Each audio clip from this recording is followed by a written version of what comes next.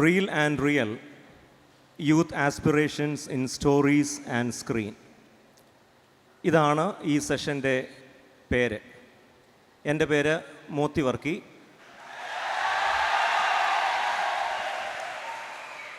ഞാനാണ് ഈ session moderate ചെയ്യുന്നത്. അക്ഷരങ്ങളിലൂടെ നമ്മെ വിസ്മയിപ്പിക്കുന്ന, അഭ്രപാളികളിലൂടെ നമ്മെ അതിശയിപ്പിക്കുന്ന എല്ലാ മലയാളികളുടെയും സ്വകാര്യ അഭിമാനവും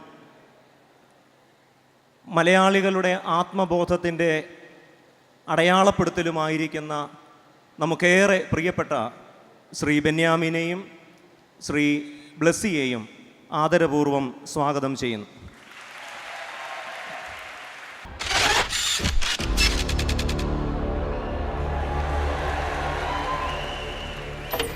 ശ്രീ ബ്ലെസ്സി 2004 കാഴ്ച എന്ന എക്കാലത്തെയും മലയാളിക്ക് പ്രിയപ്പെട്ട ഒരു ചലച്ചിത്രത്തോടെ തൻ്റെ ഔദ്യോഗിക ചലച്ചിത്ര ജീവിതം ആരംഭിച്ചു. പിന്നീട് തന്മാത്ര, പളുങ്ക്, കൽക്കട്ട ന്യൂസ്, ഭ്രമരം, പ്രണയം, കളിമണ്ണ്, ആടുജീവിതം. 54ാമത് സംസ്ഥാന ചലച്ചിത്ര അവാർഡിൽ 9 എണ്ണം പ്രിയപ്പെട്ട ബ്ലെസ്സി കരസ്ഥമാക്കി. മികച്ച സംവിധായകനും മികച്ച അവലംബ തിരക്കഥയ്ക്കുമുള്ള സംസ്ഥാന അവാർഡ് ലഭിച്ചു. അതിൽ നിങ്ങളുടെ എല്ലാവരുടെയും നാമത്തിലുള്ള അഭിനന്ദനങ്ങൾ അറിയിക്കുന്നു. നമുക്ക് ആടുജീവിതത്തിൽ തുടങ്ങാം. അതിന് കാരണം ഈ രണ്ട് വിസ്മയങ്ങളെയും തമ്മിൽ യോജിപ്പിക്കാൻ എളുപ്പത്തിൽ സാധിക്കുന്ന ഒന്ന് ആടുജീവിതമാണ്. ശ്രീ ബെന്യാമിൻ്റെ എഴുത്തുജീവിതം മലയാളി ഒരുപക്ഷെ ഏറ്റവും അധികം ശ്രദ്ധിച്ചു തുടങ്ങിയത് ആടുജീവിതത്തിലാണ്. ആടുജീവിതത്തിൽ തുടങ്ങി മൾബറിയിൽ എത്തി നിൽക്കുന്ന എഴുത്ത് ജീവിതം. ബ്ലെസ്സിയുടേത് ആടുജീവിതത്തിൽ എത്തി നിൽക്കുന്ന ചലച്ചിത്ര ജീവിതം.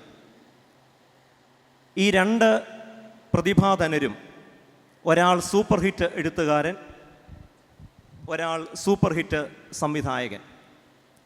ഈ സെഷൻ്റെ ഒരു ഔട്ട്ലൈൻ പൊതുവായി ഒന്ന് പറയാം. ആമുഖമായി ചില ചോദ്യങ്ങൾ അവരുടെ എഴുത്ത് ജീവിതത്തെക്കുറിച്ചും ക്രിസ്തീയ ജീവിതത്തെക്കുറിച്ചും സഭ, ബൈബിൾ തുടങ്ങിയ സ്വാധീനങ്ങളെക്കുറിച്ചും. അത് കഴിഞ്ഞ് 3 ഘട്ടങ്ങളായിട്ടാണ് ഈ വർത്തമാനം ക്രമീകരിച്ചിരിക്കുന്നത്. നമ്മുടെ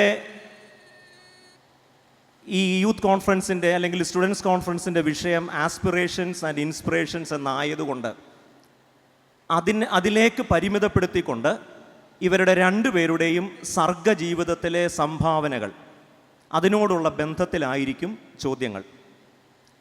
ബ്ലെസ്സിയുടെ സിനിമകളെക്കുറിച്ചും ബെന്യാമീൻ്റെ എഴുത്ത്, നോവൽ, ചെറുകഥ, ഇതിനെ അടിസ്ഥാനപ്പെടുത്തിയായിരിക്കും ഈ തീമിനോടുള്ള ബന്ധത്തിൽ 3 ഘട്ടങ്ങളിലായുള്ള വർത്തമാനം. 1ാമത്തെ ഘട്ടം പ്രവാസം. എല്ലാ യുവാവിൻ്റെയും യുവതിയുടെയും സ്വപ്നമാണ് മെച്ചപ്പെട്ട ജീവിതത്തിനായി പുതിയ മേഖലകൾ അന്വേഷിച്ചു പോകുന്നത്.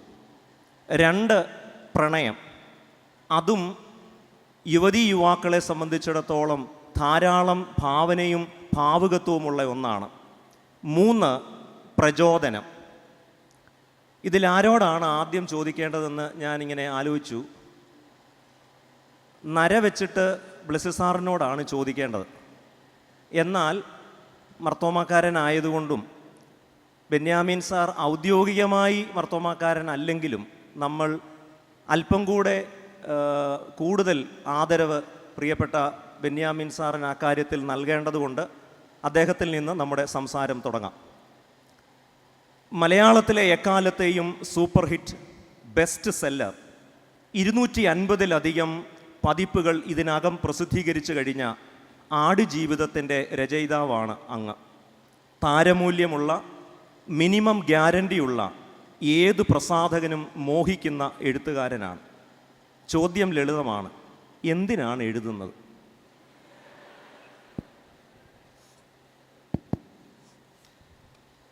ആദ്യം തന്നെ എല്ലാവർക്കും നന്ദി അറിയിക്കുകയാണ്.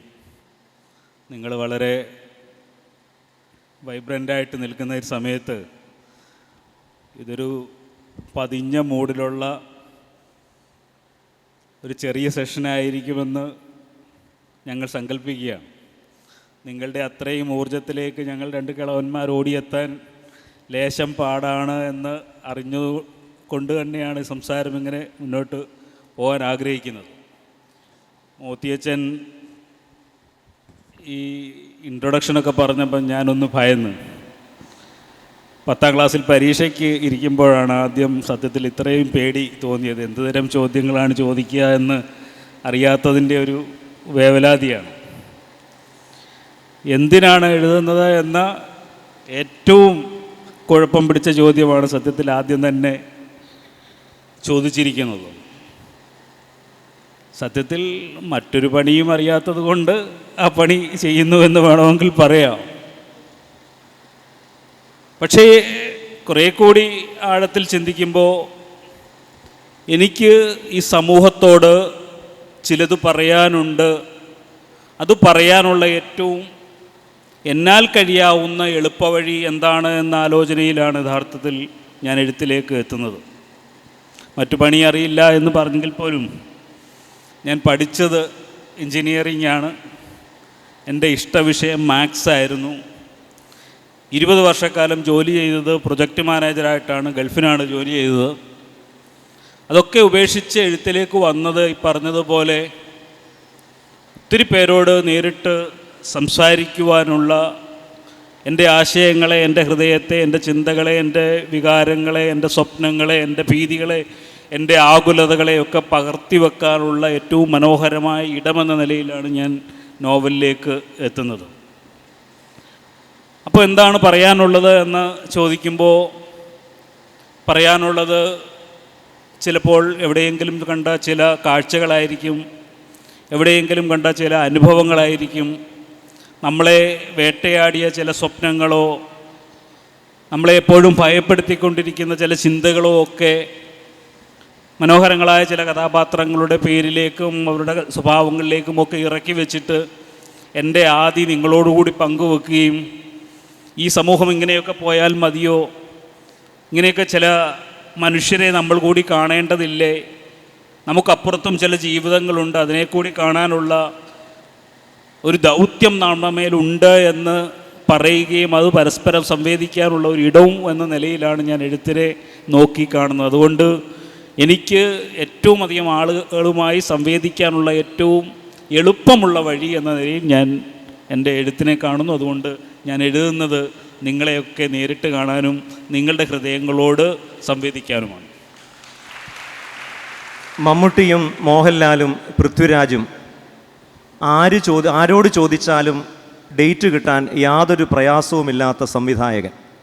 ഭരതൻ, പത്മരാജൻ തുടങ്ങിയ ഇതിഹാസങ്ങൾക്കൊപ്പം പ്രവർത്തിച്ച പരിചയം, നിരവധി അവാർഡുകൾ. എന്തിനാ സിനിമ എടുക്കുന്നത്? നമസ്കാരം. അഭിനന്ദ തിരുമേനിമാർ, വൈദിക ശ്രേഷ്ഠർ, വിദ്യാർത്ഥിനികളെ, അച്ഛൻ ചോദ്യം ഇന്നാണ് ചോദിക്കുന്നത്. പക്ഷേ ഒരു 10 വയസ്സുള്ളപ്പം ഞാൻ എൻ്റെ ഉള്ളിൽ തീരുമാനിച്ചതാണ് ഞാനൊരു ഫിലിം മേക്കർ ആകണമെന്ന്. ഒരു 5ാം ക്ലാസ്സിലോ മറ്റോ ഞാൻ പഠിക്കുമ്പോൾ എൻ്റെ അമ്മയോട് ഞാൻ പറഞ്ഞു. പക്ഷെ അന്ന് അമ്മയ്ക്കൊന്നും അറിയില്ലായിരുന്നു.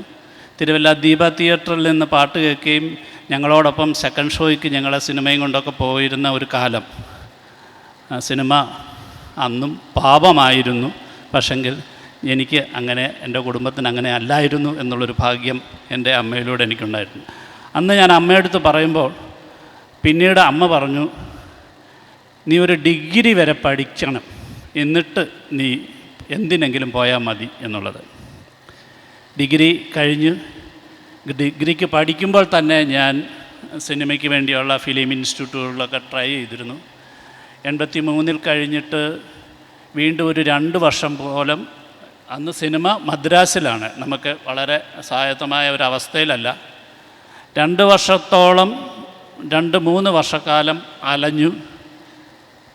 സിനിമയിലെത്താൻ സാധിക്കില്ല എന്ന് വിചാരിച്ചപ്പോൾ ഞാൻ വിചാരിച്ചു ആത്മഹത്യ ചെയ്തേക്കാം. കാരണം എനിക്കൊരു ഫിലിം മേക്കർ ആകാൻ കഴിയുന്നില്ല എന്നുണ്ടെങ്കിൽ എനിക്ക് മറ്റെന്തെങ്കിലും ആകണ്ട എന്ന് വിചാരിച്ച അത്ര അധികം ത്വരയോടുകൂടി ജീവിതത്തിനെ സിനിമയെ സമീപിച്ച ഒരാളാണ്. ഭാഗ്യവശാൽ 86-ൽ നമുക്ക് പാർക്കാൻ മുന്തിരിത്തോപ്പുകളെന്ന പത്മരാജൻ്റെ സിനിമയിലൂടെ ഒരു സംവിധാന സഹായിയായി പ്രവർത്തിച്ചു. വീണ്ടും 18 വർഷക്കാലം ഞാൻ പലരുടെ കൂടെയും സഹായിയായി വർക്ക് ചെയ്തു. ഞാൻ തിരുവല്ല കുറ്റപ്പുഴ ജെറുസലേം മാർത്തോമ പള്ളി ഇടവകക്കാരനാണ്. ഞാനും സൺഡേ സ്കൂൾ പഠിച്ചിട്ടുണ്ട്. യുവജനസഖ്യത്തിൽ പോയിട്ടില്ല, കാരണം അന്ന് എൻ്റെ തലച്ചോറിൽ സിനിമയും നാടകവും ഒക്കെ ആയതുകൊണ്ട് ഞാൻ പലപ്പോഴും പറഞ്ഞിട്ടുണ്ട്, കൂട്ടം തെറ്റി മേഞ്ഞ എന്നെ പിടിക്കാനായിട്ട് അവിടെ ഇടയന്മാരില്ലാത്തത് കൊണ്ട് ഞാൻ അവരിൽ നിന്ന് തെന്നി മാറുകയാണ് ഉണ്ടായിരുന്നത്. പക്ഷെങ്കിൽ ഞാൻ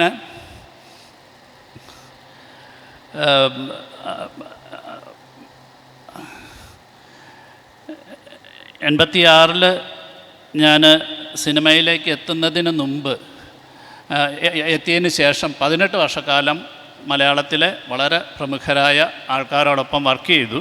അപ്പോൾ ഞാൻ പറഞ്ഞു വന്നത്, ഞാൻ സൺഡേ സ്കൂളുകളിൽ പഠിച്ചിരുന്നില്ല, പക്ഷേ ഞാൻ കേട്ടിരുന്നു അവസാനം വരെയും കാത്തിരിക്കുന്നവൻ ഭാഗ്യവാൻ. അതിൻ്റെ ഒരു അർത്ഥം എനിക്ക് കൃത്യമായി ഞാൻ മനസ്സിലാക്കിയിരുന്നില്ല. 18 വർഷക്കാലം ഞാൻ കാത്തിരുന്നു. അതിൻ്റെ ഇടയ്ക്ക് എനിക്ക് വേണമെങ്കിൽ അമേരിക്കയ്ക്ക് പോകാമായിരുന്നു, ഗൾഫിൽ പോകാമായിരുന്നു, ഒരുപാട് നല്ല നല്ല പൊസിഷൻസിലേക്കൊക്കെ പോകാമായിരുന്നു. പക്ഷേ ഞാനൊരു കാത്തിരിപ്പോടുകൂടി ഞാൻ ഇരുന്നു. 18 വർഷക്കാലം അസിസ്റ്റൻ്റ് ഡയറക്ടർ ആയതിനു ശേഷമാണ് ആദ്യമായി കാഴ്ച എന്ന സിനിമ ചെയ്തതും ഇറങ്ങിയതും. അപ്പോൾ എനിക്ക് മനസ്സിലായി ഈ 18 വർഷത്തിൻ്റെ കാത്തിരിപ്പ്, അല്ലെങ്കിൽ അതിനു മുമ്പ് ഞാൻ സിനിമ ചെയ്യാതിരുന്നത് എന്ന് പറയുന്നത് കാഴ്ച പോലൊരു സിനിമയ്ക്ക് വേണ്ടിയായിരുന്നു എന്നുള്ളത്. അപ്പം എനിക്ക് അച്ഛൻ്റെ ചോദ്യം വളരെ കൃത്യമാണ്. ഞാൻ സിനിമ ചെയ്തില്ലെങ്കിൽ ഇപ്പോഴും ഞാൻ സാമച്ചൻ ഉൾപ്പെടെയുള്ള ആൾക്കാരോട് പറയാറുണ്ട്, ഈ ആടുജീവിതത്തിന് ശേഷം പോലും മനസ്സിൽ സിനിമയില്ലെങ്കിൽ ജീവിക്കണമെന്നുള്ള മോഹം നഷ്ടപ്പെടുന്ന ഒരവസ്ഥയുണ്ട്. അപ്പം സിനിമയല്ല, വേറെ ബെന്യാമിൻ പറഞ്ഞ പോലെ വേറെ ഒരു തൊഴിലും അറിയത്തില്ല, ഒരു ബൾബ് മാറ്റാൻ പോലും എനിക്കറിയത്തില്ല. ഇവർ രണ്ടുപേരും അവരവരുടെ കർമ്മമണ്ഡലങ്ങളിൽ വിജയികളാണ്. എഴുത്തു മേഖലയിൽ ബെന്യാമീനും ചലച്ചിത്ര മേഖലയിൽ ബ്ലസ്സിയും. എന്നാൽ ഇതിനൊരു ഫ്ലിപ്പ് സൈഡുണ്ട്. വിജയിച്ച ഇവരെ മാത്രമേ നമ്മൾ കണ്ടിട്ടുള്ളൂ. എന്നാൽ വിജയത്തിലെത്താൻ ഇവരൊഴുക്കിയ വിയർപ്പിന്, അവർ കാത്തിരുന്ന കാലത്തിന് നമ്മൾ എന്തു വിളിക്കും? ബെന്യാമിൻ്റെ ജാതകം തിരുത്തിയ, തലേവര തിരുത്തിയ, മലയാളിയെ വീണ്ടും എഴുത്തിലേക്ക് എത്തിച്ച ഒരു കൃതിയാണ് ആടുജീവിതം. എന്നാൽ ഞാൻ കേട്ടിട്ടുണ്ട്, ഈ കൃതി ആദ്യം എഴുതി ഏറെക്കാലം ഇത് പ്രസിദ്ധീകരിക്കപ്പെടാതെ ഇരുന്നു. പ്രസിദ്ധീകരിച്ച് കഴിഞ്ഞിട്ടും വളരെ വൈകിയാണ് ഇത് വായനക്കാരുടെ ശ്രദ്ധ പിടിച്ചു പറ്റിയത്. ഈ കാത്തിരിപ്പിനെ, ഈ ഒരു പ്രക്രിയയെ അതിജീവിക്കാൻ എങ്ങനെയാണ് ബെന്യാമീന് സാധിച്ചത്?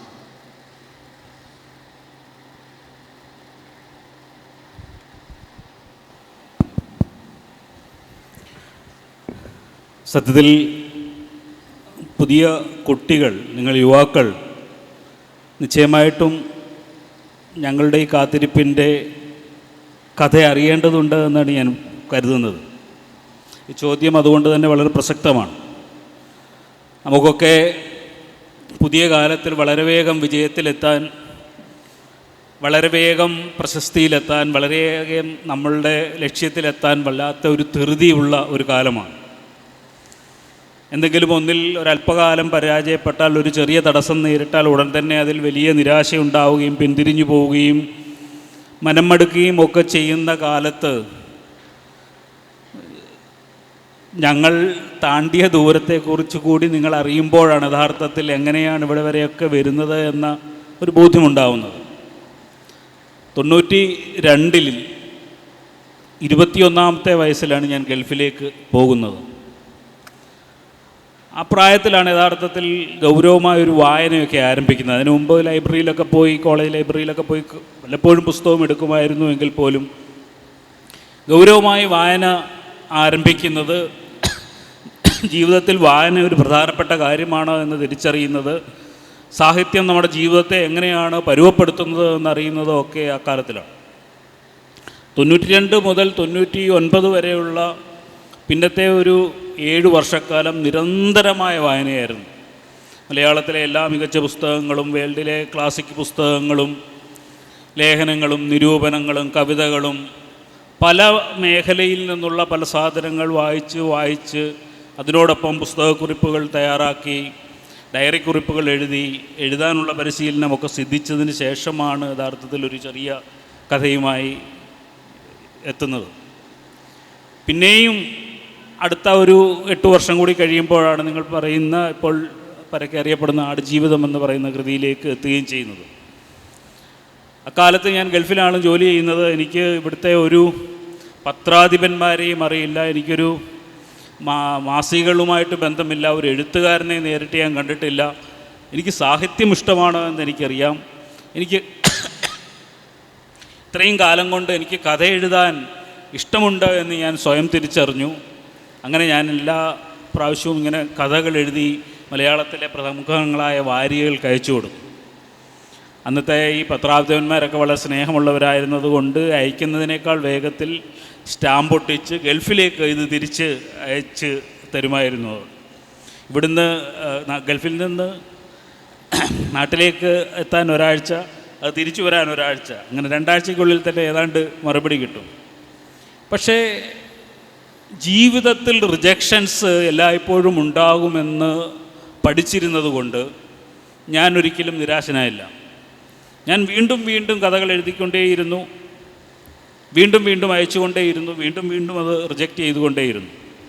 അന്ന് പക്ഷേ എനിക്ക് വേണമെങ്കിൽ തീരുമാനിക്കാമായിരുന്നു, ചിന്തിക്കാമായിരുന്നു, ഈ ഞാൻ എഴുതുന്ന കഥകളൊക്കെ വളരെ മനോഹരങ്ങളാണ്, ആൻ്റൺ ചെക്കോവിൻ്റെയൊക്കെ കഥകളെ അതിശയിക്കുന്ന കഥകളാണ് ഞാൻ എഴുതുന്നത്, പക്ഷേ ഈ പത്രാധിപർക്ക് എന്നോട് എന്തോ ഒരു ദേഷ്യമുള്ളത് കൊണ്ടാണ് ഇതെല്ലാം തിരിച്ചയക്കുന്നത് എന്ന് ചിന്തിക്കാമായിരുന്ന ഇടത്തു നിന്ന് ഞാൻ വിചാരിച്ചത് എൻ്റെ കഥകൾ ഇപ്പോഴും നന്നായിട്ടില്ല, ഇതിലും മനോഹരമായ കഥകൾ എഴുതാനുള്ള ഉത്തരവാദിത്തം എന്നിലുണ്ട് എന്ന ബോധ്യത്തോടു കൂടി കൂടുതൽ മെച്ചപ്പെട്ട കഥകൾ എഴുതാൻ, കൂടുതൽ വായിക്കുകയും കൂടുതൽ എഴുത്തിൽ പരിശീലിക്കുകയും നിരന്തരം കഥകൾ തിരുത്തി എഴുതുകയും ഒക്കെ ചെയ്ത് എന്നെ റിജക്റ്റ് ചെയ്ത അതേ മാസികകൾ പിന്നീട് എൻ്റെ മുഖചിത്രം വെച്ചിട്ട് പുസ്തകമൊക്കെ അല്ലെങ്കിൽ വാരികകൾ പ്രസിദ്ധീകരിക്കുന്ന ഒരു ഘട്ടത്തിലേക്ക് എത്തിക്കാൻ എനിക്ക് കഴിഞ്ഞു. അപ്പോൾ നമ്മൾ ജീവിതത്തിൽ ഒരു തവണ തടസ്സമുണ്ടായാൽ, 2 തവണ നിരസിച്ചാൽ നമ്മൾ പിന്തിരിഞ്ഞു പോകരുത്. ആ പിന്തിരിഞ്ഞു പോവാതിരിക്കണമെങ്കിൽ നമുക്കുണ്ടാവേണ്ടത് ഒന്ന്, നമ്മൾ ചെയ്യുന്ന പ്രവൃത്തിയോടുള്ള ആത്മാർത്ഥമായ ഒരു സമീപനമാണ്. നമ്മളുടെ പ്രവൃത്തിയിൽ, നമ്മുടെ കരുത്തിൽ നമുക്കുള്ള ഒരു ആത്മവിശ്വാസവും കൂടിയാണ്. നമ്മൾ ചെയ്യുന്ന പ്രവൃത്തി മെച്ചപ്പെട്ടതാണ് എന്ന് ബോധ്യപ്പെടണമെങ്കിൽ നമുക്ക് ആ മേഖലയെക്കുറിച്ചുള്ള ധാരണയുണ്ടാവണം. അതുകൊണ്ടാണ് ഞാൻ പറഞ്ഞത്, ഞാൻ എഴുത്തുകാരനാവാൻ തീരുമാനിച്ചപ്പോൾ ഞാൻ നല്ല വായനക്കാരനായിരുന്നു. ഇപ്പോഴും ഞാൻ നല്ല വായനക്കാരനാണ് എന്ന് ആത്മവിശ്വാസത്തോടുകൂടി പറയാൻ ആഗ്രഹിക്കുന്ന ഒരാളാണ്. അപ്പോൾ ഈ മേഖലയിൽ എന്താണ് എഴുതുന്നത് എന്നും ഏതുതരം കഥകളാണ് വന്നുകൊണ്ടിരിക്കുന്നതെന്നും എന്താണ് അതിൻ്റെ ഒരു സ്റ്റാൻഡേർഡ്, ഒരു മാനദണ്ഡമെന്നും ഒക്കെ ഏകദേശം അറിയാവുന്ന ഒരാളെന്ന നിലയിൽ എനിക്ക് ഞാൻ എഴുതുന്ന കൃതികളോട് ഒരു മതിപ്പുണ്ടായിരുന്നു.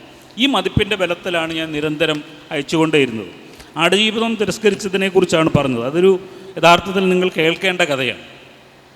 അതിന് മുമ്പ് നോവലുകൾ വന്നിട്ടുണ്ട്. അഭിഷേകൻ എന്ന് പറയുന്ന നോവൽ, അക്കപ്പൂരിൻ്റെ 20 നസ്രാണി വർഷങ്ങൾ, പ്രവാചകന്മാരുടെ 2ാം പുസ്തകം. ആ പുസ്തകമൊക്കെ DC ബുക്സാണ് പ്രസിദ്ധീകരിച്ചത്. പ്രധാനപ്പെട്ട പ്രസാധകരാണ്.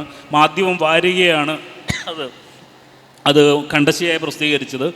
അപ്പോൾ നമ്മുടെ ഒരു മോഹം അടുത്തത് മാധ്യമം കഴിഞ്ഞാൽ പിന്നെ മലയാളത്തിലെ ഏറ്റവും പ്രധാനപ്പെട്ട വാരിക മാതൃഭൂമിയാണ്. മാതൃഭൂമിയിൽ അടുത്ത എൻ്റെ ഒരു നോവൽ വരണം.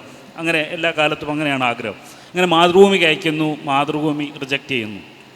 അടുത്തത് ഒരു നോവൽ മത്സരത്തിന് അയക്കുന്നു. നോവൽ മത്സരം അറ്റ്ലസ് കൈരളി സാഹിത്യ പുരസ്കാരം എന്ന് പറയുന്ന അന്നത്തെ കാലത്ത് കൈരളി TVയും അറ്റ്ലസ് ജൂവലേഴ്സും കൂടി ചേർന്ന് നടത്തുന്ന ഒരു സാഹിത്യ മത്സരമായിരുന്നു. അപ്പോൾ അതിലും റിജക്റ്റ് ചെയ്തു. പിന്നീടാണ് അപ്പോൾ അടുത്തത് DC ബുക്സിലേക്ക് അയക്കാൻ എനിക്ക് ഭയങ്കര മടിയായി. കാരണം 2-3 പുസ്തകം DC ബുക്സ് പ്രസിദ്ധീകരിച്ചെങ്കിൽ പോലും ഈ ഇവിടുന്ന് എല്ലാം റിജക്റ്റ് ചെയ്തതോടുകൂടി ഇതൊരു മോശം കൃതിയാണോ എന്ന് ഒരു ചെറിയ ഭയത്തോടു കൂടിയാണ് ഞാൻ ഗ്രീൻ ബുക്സിലേക്ക് അയക്കുകയും അവരത് പ്രസിദ്ധീകരിക്കുകയും ഒക്കെ ചെയ്യുകയും പിന്നീട് അത് മുന്നോട്ട് പോവുകയൊക്കെ ചെയ്യുന്നു. ഇതിനിടയ്ക്ക് അത് കിട്ടാതിരുന്നത്, അല്ലെങ്കിൽ അറ്റ്ലസ് കൈരളി പുരസ്കാരം കിട്ടാതിരുന്നത് എത്ര നന്നായി എന്ന് ഞാൻ എപ്പോഴും ആലോചിക്കുന്നതിൻ്റെ ഒരു കാരണം, ആ പുരസ്കാരത്തിലൊരു ഒരു ടേംസ് ആൻഡ് കണ്ടീഷൻ ഉണ്ടായിരുന്നു. ആ പുരസ്കാരം കിട്ടുകയാണെങ്കിൽ 50,000 രൂപയാണ് സമ്മാനം.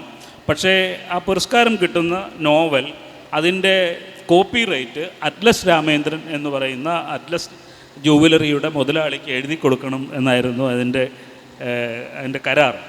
അപ്പോൾ ആടുജീവിതത്തിന് ആ പുരസ്കാരം കിട്ടിയിരുന്നെങ്കിൽ ഞാൻ 50,000 രൂപ വാങ്ങിക്കുകയും ആ 50,000 രൂപയ്ക്ക് കോപ്പിറൈറ്റ്, ആടുജീവിതത്തിൻ്റെ കോപ്പിറൈറ്റ് അഡ്രസ് രാമേന്ദ്രന് എഴുതി കൊടുക്കുകയും ചെയ്യുകയും ഇപ്പോൾ ആടുജീവിതത്തിൻ്റെ ഉടമസ്ഥൻ അദ്ദേഹമായി തീരുകയും ചെയ്യുമായിരുന്നു. അപ്പോൾ ചില സമയത്ത് നമുക്ക് ചിലത് കിട്ടാതിരിക്കുന്നത് എത്രയോ ഭാഗ്യമാണ് എന്ന് കൂടി തെളിയിച്ച ഒരവസരം കൂടിയാണ്.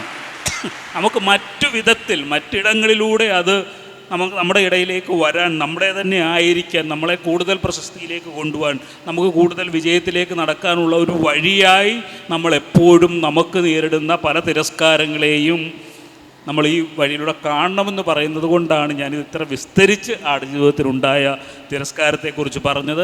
നിങ്ങൾക്ക് നിങ്ങൾ നടക്കുന്ന വഴി ഏതായാലും അതിനെ സംബന്ധിച്ച് ആത്മവിശ്വാസമുണ്ടെങ്കിൽ, നിങ്ങൾ ചെയ്യുന്ന പ്രവൃത്തിയിൽ ഞങ്ങൾ കഠിനാധ്വാനം ചെയ്യുന്നുണ്ട് എന്ന് നിങ്ങൾക്ക് ബോധ്യമുണ്ടെങ്കിൽ നിശ്ചയമായിട്ടും നിങ്ങൾ അവിടെ എത്തപ്പെടുക തന്നെ ചെയ്യും. അതിനല്പം വൈകിയാലും നിങ്ങൾ നിരാശപ്പെടരുത് എന്ന് തന്നെയാണ് എൻ്റെ ജീവിതാനുഭവത്തിലൂടെ എനിക്ക് നിങ്ങളോട് പറയാനുള്ളത്. ബെന്യാമീനെ കാത്തിരിക്കാം, ബഹറിലൊരു ജോലിയുണ്ട്, ആശയ്ക്ക് ഇപ്പോഴും ജോലിയുണ്ട്. എന്നാൽ അങ്ങനെയുള്ള യാതൊരു ലക്ഷറിയും ബ്ലെസ്സിക്കില്ലായിരുന്നു. സഹസംവിധായകനായി ദീർഘവർഷങ്ങൾ എനിക്കെപ്പോഴും തോന്നിയിട്ടുണ്ട്, ഇത്രയും ക്ഷമയുള്ള ഒരു മനുഷ്യൻ ഈ ഭൂമിയിലുണ്ടോ? ഒരു കാര്യത്തിനു വേണ്ടി എത്ര കാലം വേണമെങ്കിലും കാത്തിരിക്കാം. ആദ്യത്തെ ഏറ്റവും അവസാനം ആടുജീവിതത്തിന് വേണ്ടി തന്നെ 16 വർഷം, നീണ്ട 16 വർഷത്തോളം കാത്തിരുന്നു. ഇത്രയധികം ക്ഷമയോടെ എങ്ങനെയാണ് സ്വന്തം സ്വപ്നങ്ങളെ പിന്തുടരാൻ കഴിയുന്നത്?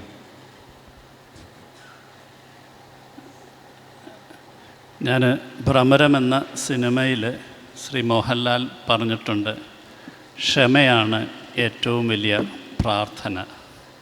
ബുദ്ധൻ പറഞ്ഞിട്ടുള്ള.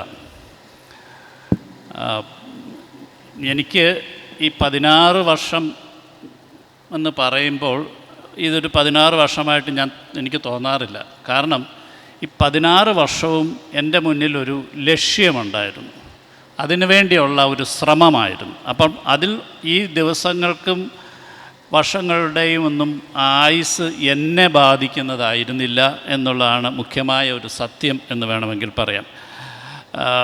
പലപ്പോഴും നമുക്ക് ഈ 16 വർഷത്തിന് 18 വർഷക്കാലം ഞാൻ അസിസ്റ്റൻ്റ് ഡയറക്ടറായിരുന്നു എന്ന് പറഞ്ഞപ്പോൾ എത്രയോ ആൾക്കാർ ഇതിൻ്റെ ഇടയ്ക്ക് അത് ഇട്ടിട്ട് പോയിട്ടുണ്ടാവാം. പക്ഷേ നമ്മുടെ മുന്നിൽ നമുക്ക് കൃത്യമായി നമ്മൾ എന്താണ് ചെയ്യേണ്ടത്, എനിക്ക് ഏറ്റവും ഇത് വിദ്യാർത്ഥികളോടത്ത് പറയേണ്ടത്, ജീവിതത്തിൽ എന്തായിരിക്കും നമ്മുടെ ഒരു കഴിവ് എന്ന്. ചിലപ്പോൾ എല്ലാവർക്കും എല്ലാ കഴിവും ഒരുമിച്ചുണ്ടാവണം എന്നില്ല. എന്തിനെക്കുറിച്ചാണ്, എന്ത് ചെയ്താലാണ് നമുക്ക് അതൊരു തൊഴിലല്ലാതെ, അതായത് ഒരു റിട്ടയർമെൻറ്റിന്, പലതും റിട്ടയർമെൻറ്റ് കഴിയുമ്പോൾ നമ്മളത് വിടുമായിരിക്കാം. പക്ഷേ ജീവിതത്തിൻ്റെ മുന്നോട്ടുള്ള നമ്മുടെ ആയുസ്സിൻ്റെ അവസാനം വരെയും നമ്മളെ നയിക്കുന്ന നമ്മുടെ തലച്ചോറിൽ ഉണ്ടാകേണ്ടതായിട്ടുള്ള വലിയൊരു സ്വപ്നവും മോഹവും ഒക്കെ ഉണ്ടാകുമ്പോഴാണ് ജീവിതത്തിന് കൂടുതൽ നിറമുണ്ടാകുന്നത്. ആ നിറമുണ്ടാകുമ്പോഴാണ് നമ്മൾ ഏറ്റവും അധികം ഊർജ്ജസ്വലതയോടുകൂടി നിമിഷങ്ങളും വർഷങ്ങളുമൊക്കെ വളരെ പെട്ടെന്ന് നമ്മളിൽ കൂടെ കടന്നു പോകുന്നതായിട്ട് കഴിയുന്നത്. 16 വർഷക്കാലത്തിൽ എനിക്ക് തോന്നുന്നു എല്ലാ ദിവസവും ഞാൻ ഈ സിനിമയ്ക്ക് വേണ്ടി ജോലി ചെയ്തിട്ടുണ്ടായിരുന്നു. ബെന്യാമിൻ വളരെ ശാന്തമായിട്ട് മരുഭൂമിയെക്കുറിച്ച് വളരെ വിശാലമായി ഈ അക്ഷരങ്ങളിൽ കൂടെ നമുക്ക് പറഞ്ഞു തന്നു.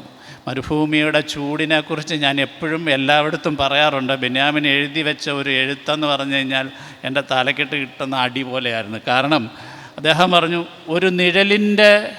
ഒരു വടിയുടെ നിഴൽ പോലും ഇല്ലാത്ത ഇടം എന്ന് പറഞ്ഞു. അപ്പം ആ മരുഭൂമിയുടെ ഒരു ഹാർഷ്നെസ്സിനെ കുറിച്ച്, അല്ലെങ്കിൽ അതിൻ്റെ ഒരു വിശാലതയെക്കുറിച്ച്, അതിലുണ്ടാകുന്ന ചൂടിനെക്കുറിച്ചൊക്കെ വളരെ കൃത്യമായിട്ട് ചെറിയ വരികൾ കൂടെ സംസാരിക്കാൻ പറ്റും. പക്ഷേ ഞാനിത് ഷൂട്ട് ചെയ്യണമെന്നുണ്ടെന്നുണ്ടെങ്കിൽ ഇത് തേടിപ്പിടിക്കണം, ഇത് അന്വേഷിച്ച് കണ്ടെത്തണം, ഒപ്പം തന്നെ അതിൻ്റേതായിട്ടുള്ള എല്ലാ ബുദ്ധിമുട്ടുകളും എന്ന് പറയുന്നത്. അപ്പം അത് പ്രത്യേകിച്ച് പാമ്പുകൾ ഓടി വരുന്നു എന്ന് പറഞ്ഞുകൊണ്ട്, അല്ലെങ്കിൽ പാമ്പുകൾ കൂട്ടമായിട്ട് വരുന്നു, ആയിരക്കണക്കിന് പാമ്പുകൾ വരുന്നു എന്ന് പറയുന്നത് എഴുതുവാൻ എളുപ്പമാണ്. ഒരു ചെറിയൊരു പുളകനെ കണ്ടു കഴിഞ്ഞാൽ പേടിച്ചോടുന്ന ആൾക്കാരാണ് നമ്മളൊക്കെ. അപ്പോൾ അതൊക്കെ എങ്ങനെയാണ് നമ്മൾ വിഷ്വലൈസ് ചെയ്യുക? അപ്പോൾ അതൊരു CG വർക്ക് മാത്രമല്ല, റിയലായിട്ടുള്ള പാമ്പുകളെ വെച്ച്. അപ്പോൾ അതിലേക്ക് എങ്ങനെയാണ് നമ്മൾ എത്തുക, അല്ലെങ്കിൽ എങ്ങനെയാണ് ഒരാവേശത്തിന് അങ്ങ് ഏറ്റുപോയതാണ് ഈ ആടുജീവിതം സിനിമയാക്കാം എന്നുള്ളത്. പിന്നീട് ആണ് അതിലേക്ക് അതിൻ്റെ സ്ക്രീൻ പ്ലേ എഴുതുക എന്ന് പറയുന്നതാണ് എനിക്ക് തോന്നുന്നു ഏറ്റവും പ്രയാസമുള്ള കാര്യം. കാരണം ഒരു വലിയ ദീർഘമായ ഒരുപാട് എപ്പിസോഡുകളിൽ വെച്ചിട്ടുള്ളത് ഒരു 3 മണിക്കൂറിനുള്ളിൽ സിനിമയാക്കുക എന്ന് പറയുന്നത്. അപ്പം അത്തരത്തിലുള്ള ഒരു സമയം ആവശ്യമായിരുന്നു എന്ന് തന്നെയാണ് എനിക്ക് തോന്നി. ഈ 16 വർഷവും കൃത്യമായി ജോലി ചെയ്തത് കൊണ്ടാണ് ഇത്രയെങ്കിലും മികച്ച രീതിയിൽ ആ സിനിമ ഇറക്കാൻ പറ്റിയത് എന്നുള്ളതാണ്. നിങ്ങളുടെ രണ്ടുപേരുടെയും സർഗ സൃഷ്ടികളിൽ സഭയുടെ പ്രത്യേകതകൾ, സഭയുടെ ചരിത്രം, ബൈബിൾ ഇതൊക്കെ കാണാറുണ്ട്. പ്രത്യേകിച്ച് ബെന്യാമിൻ്റെ അക്കപ്പോരിൻ്റെ 20 നസ്രാണി വർഷങ്ങൾ, മഞ്ഞുവെയിൽ മരണങ്ങൾ, തിരുവസ്ത്രം തുടങ്ങിയ കഥകളിലെല്ലാം സഭയുടെ ചരിത്രം കാര്യമായി പരാമർശിക്കുന്നുണ്ട്. എനിക്ക് വളരെ കൗതുകരമായി തോന്നിയിട്ടുള്ളത് ബെന്യാമിൻ്റെ ഈ ബൈബിൾ വ്യാഖ്യാനങ്ങളാണ്. പ്രത്യേകിച്ച് എങ്ങനെയാണ് ഈ വേദപുസ്തക വാക്യങ്ങൾ ഇത്ര സമർത്ഥമായി വിന്യസിക്കുന്നത്. പ്രത്യേകിച്ച് പൗലോസ് അച്ഛനെക്കുറിച്ചുള്ള തിരുവസ്ത്രം എന്ന കഥയിൽ ബൈബിൾ വാക്യങ്ങൾ ഉപയോഗിക്കുന്നത്. അതുപോലെ പ്രവാചകന്മാരുടെ 2-ാം പുസ്തകത്തിൽ കാനാവിലെ കല്യാണത്തെക്കുറിച്ച്, ലാസറിൻ്റെ ഉയർപ്പിനെക്കുറിച്ചൊക്കെ എങ്ങനെയാണ് ഈ ബൈബിളിനെ വ്യത്യസ്തമായി ഞങ്ങൾ സെമിനാരിയിൽ പഠിക്കുന്ന പരമ്പരാഗത രീതികളിൽ നിന്ന് വ്യത്യസ്തമായി വളരെ മൗലികമായി എങ്ങനെയാണ് ഇങ്ങനെ വേദപുസ്തകത്തെ അടയാളപ്പെടുത്താൻ സാധിക്കുന്നത്?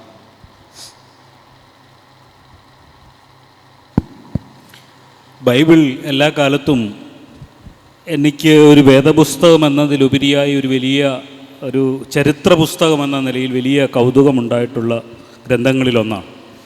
അത് നിശ്ചയമായിട്ടും ഒരു ക്രിസ്തീയ കുടുംബത്തിൽ ജനിച്ചു വളർന്ന ഒരാളെന്ന നിലയിൽ, എല്ലാ ഞായറാഴ്ചയും പള്ളിയിൽ പോകുമായിരുന്ന ഒരാളെന്ന നിലയിൽ, സൺഡേ സ്കൂളിന് 10-ാം ക്ലാസ് വരെ പഠിച്ചിട്ടുള്ള ഒരാളെന്ന നിലയിലൊക്കെ ബൈബിളിനോടുള്ള ഒരു അടുപ്പത്തോടൊപ്പം തന്നെ ബൈബിൾ വായിക്കുമ്പോഴൊക്കെ അതിനെ മറ്റൊരു കണ്ണിലൂടെ തന്നെ, മറ്റൊരു വീക്ഷണകോണിലൂടെ കാണാൻ വേണ്ടിയുള്ള ഒരു ശ്രമം എല്ലാ കാലത്തും ഉണ്ടായിട്ടുണ്ട്. പിന്നീട് എൻ്റെ വായന കുറേ കൂടി ശക്തമായ കാലത്ത് ബൈബിളിനെ രൂക്ഷമായി വിമർശിക്കുന്ന കൃതികളിലേക്ക് ഒരു കാലത്ത് എൻ്റെ വായനകൾ പോയിട്ടുണ്ട്. ബൈബിൾ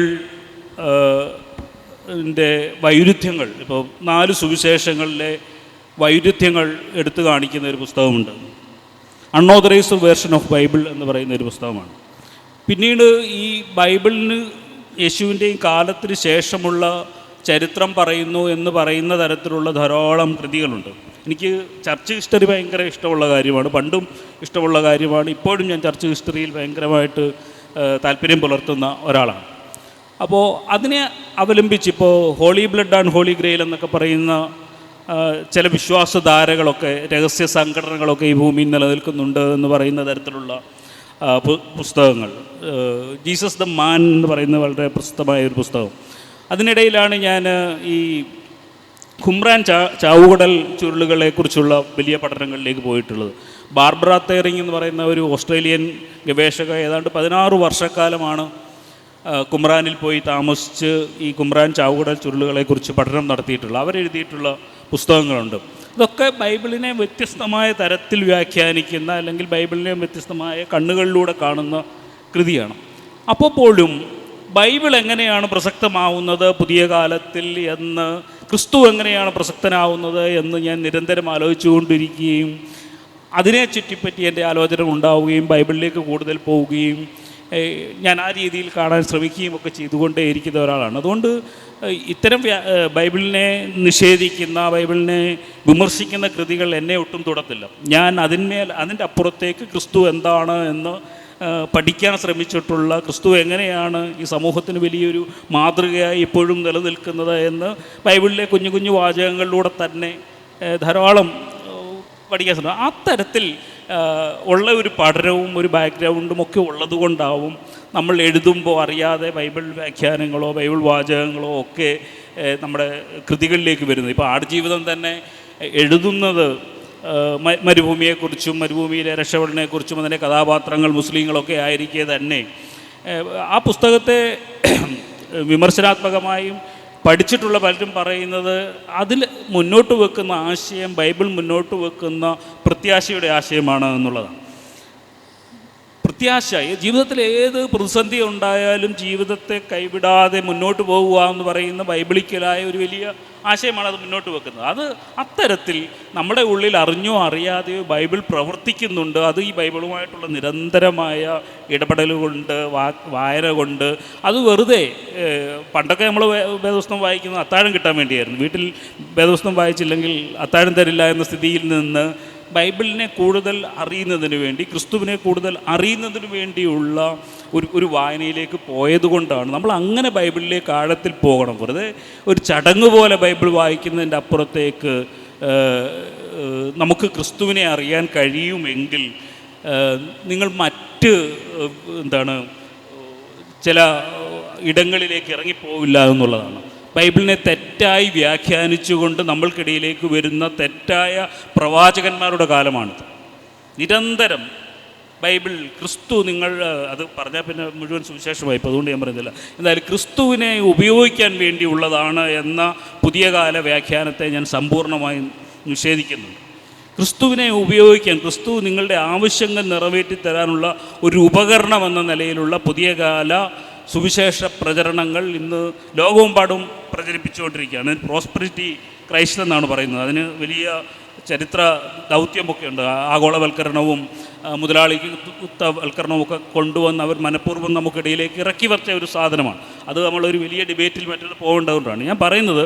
നമ്മൾ ബൈബിളിനെ അത്തരത്തിൽ ആഴത്തിൽ വായിക്കേണ്ട ഒന്നായി നമ്മൾ കരുതുകയും കൂടെ കൊണ്ടുപോയി നടക്കണം. അപ്പോഴാണ് നമുക്ക് ക്രിസ്തുവിനെ കൂടുതൽ അടുത്തറിയാൻ കഴിയുക. അങ്ങനെ അറിഞ്ഞതുകൊണ്ടാണ് ഒരു പക്ഷേ എൻ്റെ കൃതികളിൽ നിരന്തരം ബൈബിൾ ഉണ്ടാവുന്നത് എന്ന് എനിക്ക് തോന്നുന്നു. ബ്ലസ്സിയുടെ ബൈബിൾ വ്യാഖ്യാനം പലപ്പോഴും എനിക്ക് വളരെ മൗലികമായി തോന്നിയിട്ടുണ്ട്. ഒരിക്കൽ സെമിനാരി വന്നപ്പോൾ മർക്കോസിൻ്റെ സുവിശേഷം 2-ാം അധ്യായത്തിൽ പക്ഷപാതക്കാരനെ 4 പേർ ചുമന്നുകൊണ്ട് വരുന്ന ഒരു ഭാഗത്തെക്കുറിച്ച് അവിടെ കുറേ ആളുകൾ രാവിലെ മുതൽ യേശുവിൻ്റെ വാക്കുകൾ കേൾക്കാനായിട്ടൊക്കെ ഇരിക്കുന്നു. അപ്പോഴാണ് 4 പേരൊരു പക്ഷപാതക്കാരനെ മേൽക്കൂര പൊളിച്ച് താഴോട്ട് ഇറക്കി സൗഖ്യം പ്രാപിച്ച് വീട്ടിൽ പോകും. ഇതിനെ പിൻവാതിൽ നിയമനത്തോടാണ് ബ്ലസ്സി അന്ന് താരതമ്യപ്പെടുത്തിയത്.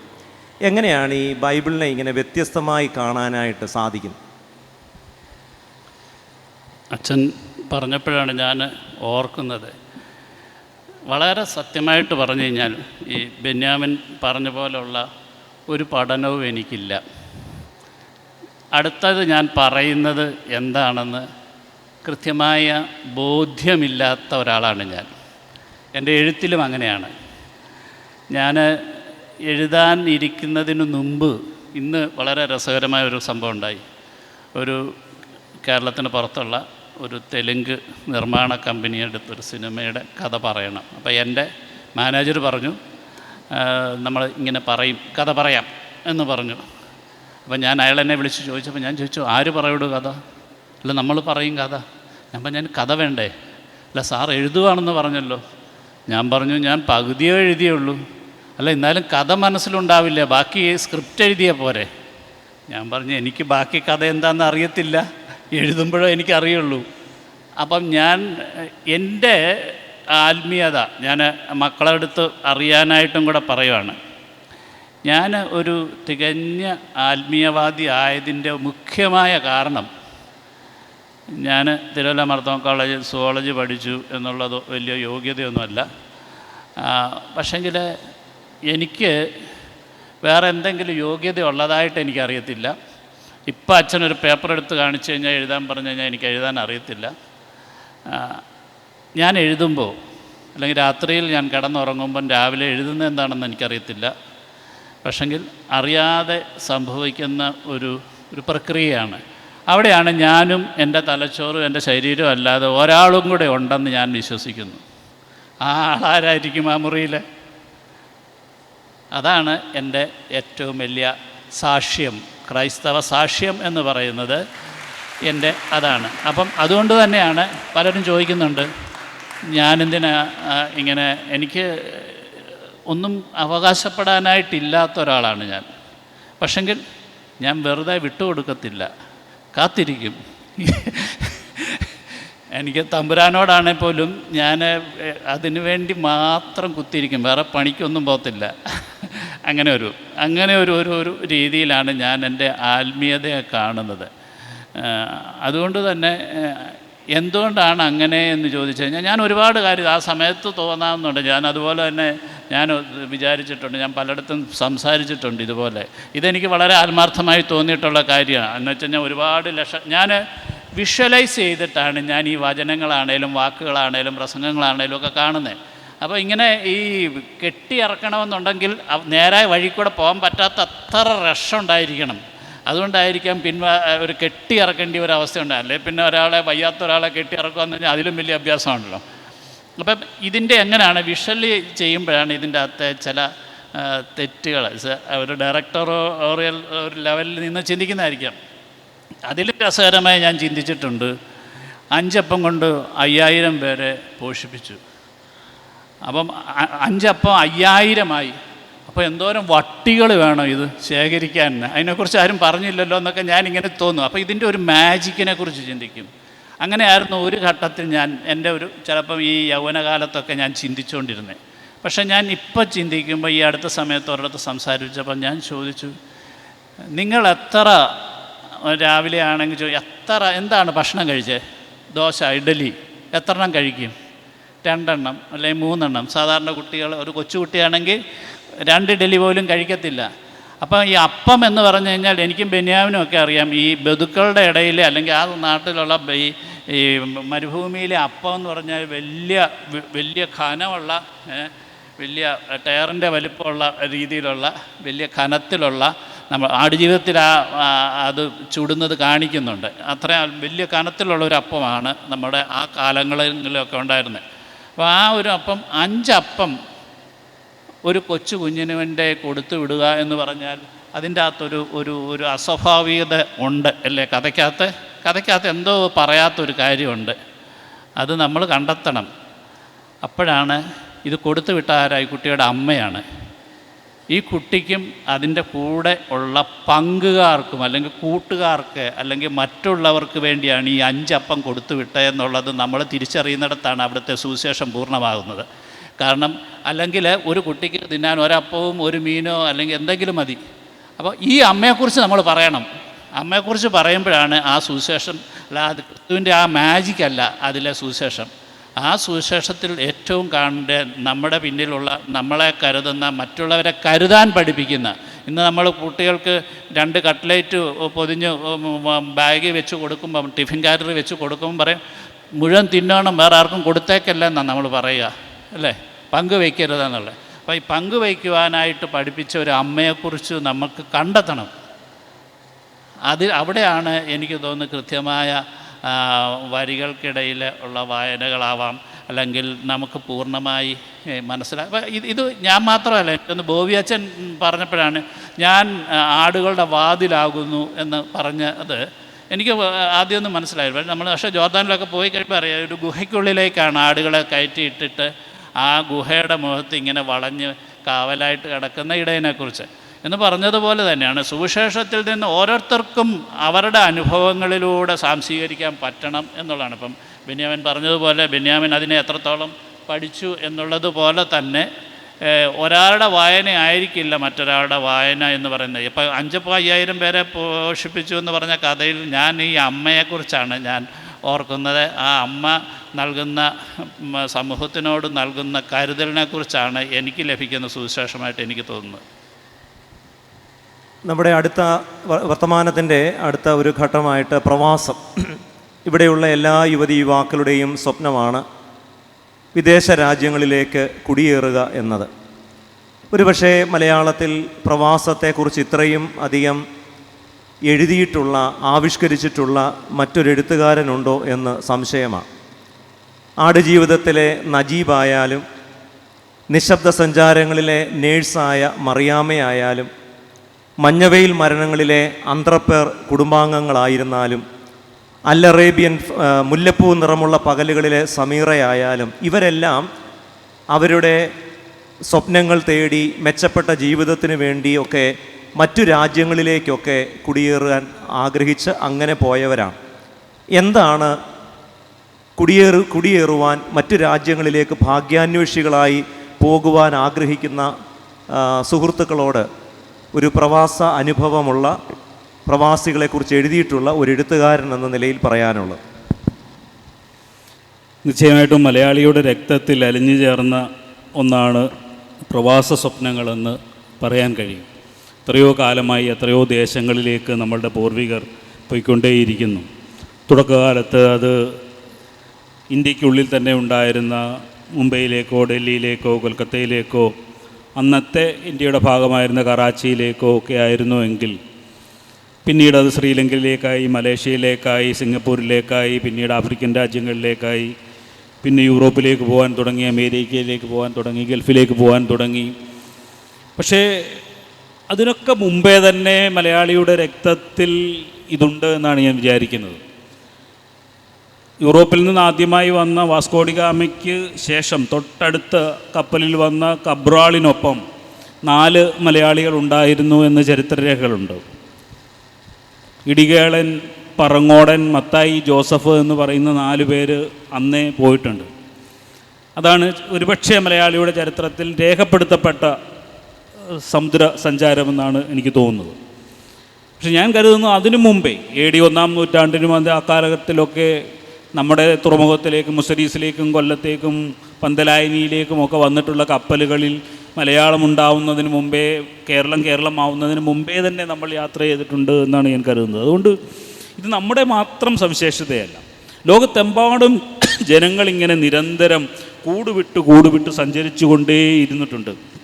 അതുകൊണ്ടാണ് മനുഷ്യന് കൂടുതൽ സാംസ്കാരികമായി വളരാൻ കഴിഞ്ഞത്, കൂടുതൽ സാമ്പത്തികമായി വളരാൻ കഴിഞ്ഞിട്ടുള്ളത്. എവിടെയൊക്കെ സമ്പത്ത് അടിഞ്ഞുകൂടുന്നു ആ ദേശത്തേക്ക് മനുഷ്യർ ചേക്കേറുക എന്ന് പറയുന്നത് ഒരു സ്വഭാവമാണ്.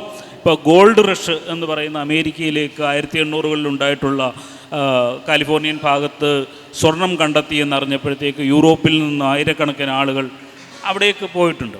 അതുപോലെ തന്നെയാണ് ഓയിൽ ബൂം ഉണ്ടായപ്പോഴേക്കും ഗൾഫിലേക്ക് ആളുകൾ ഭയങ്കരമായിട്ട് ചേക്കേറുന്ന ഒരു കാര്യം. പക്ഷേ മലയാളിയുടെ ഇത്തരത്തിലുള്ള എല്ലാ യാത്രകളും മുമ്പേ പറഞ്ഞതുപോലെ സമ്പത്ത്, കൂടുതൽ ജീവിത സൗഭാഗ്യങ്ങൾ തേടിയുള്ള യാത്രകളായിരുന്നു.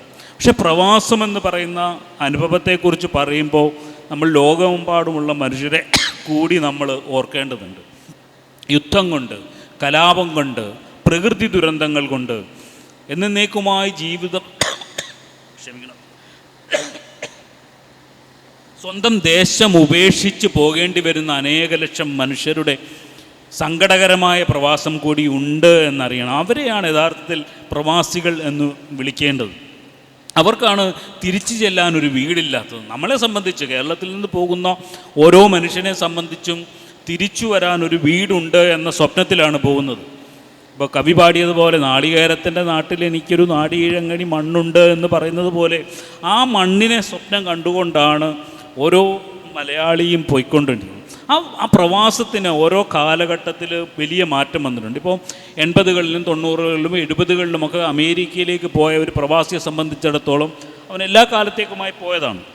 ഗൾഫിലേക്ക് പോയ ഒരാൾ തിരിച്ചു വരേണ്ട സാഹചര്യമുള്ളത് കൊണ്ട് തിരിച്ചു വരുന്നു എന്നുള്ളൂ. പക്ഷേ അവരുടെ മക്കളെ മറ്റേതെങ്കിലും ഒരു ദേശത്തേക്ക് പറഞ്ഞു വിടണം എന്ന ഒരു ആഗ്രഹമുണ്ടായിരുന്നു. പക്ഷേ പുതിയ കാല പ്രവാസം, പ്രത്യേകിച്ച് നിങ്ങളുടെ ഒക്കെ കാലമാവുന്ന പുതിയ കാല പ്രവാസത്തിൽ ഇത്തരത്തിലുള്ള കുടിയേറ്റങ്ങൾ വളരെയധികം നിഷേധിച്ചു കൊണ്ടിരിക്കുന്ന ഒരു കാലമാണ് എന്ന ഒരു ബോധ്യം നമുക്ക് ഉണ്ടാവണം. ഇപ്പോൾ അമേരിക്കയിൽ പോലും 6 വർഷത്തെ വിസയ്ക്ക് വേണ്ടി ചെല്ലുകയും 6 വർഷം കഴിഞ്ഞാൽ നിങ്ങൾക്ക് മറ്റാനുകൂല്യങ്ങളൊന്നുമില്ല, നിങ്ങൾക്ക് തൊഴിൽ ചെയ്യുന്ന അതിൻ്റെ ശമ്പളം തരും, അവിടുത്തെ പൗരൻ അനുഭവിക്കുന്ന യാതൊരു സൗഭാഗ്യങ്ങളും ഇല്ലാതെ തിരിച്ചു വരേണ്ട ഒരു അവസ്ഥയിലേക്കുണ്ട്. യൂറോപ്യൻ രാജ്യങ്ങളിൽ ബഹുഭൂരിപക്ഷം രാജ്യങ്ങളും ഇപ്പോൾ ഇത്തരത്തിലുള്ള കുടിയേറ്റങ്ങളെ നിഷേധിച്ചു കൊണ്ടിരിക്കുകയും കുടിയേറുന്നവർക്കെതിരെ വലിയ അക്രമങ്ങൾ നടന്നുകൊണ്ടിരിക്കുകയും ഒക്കെയാണ്.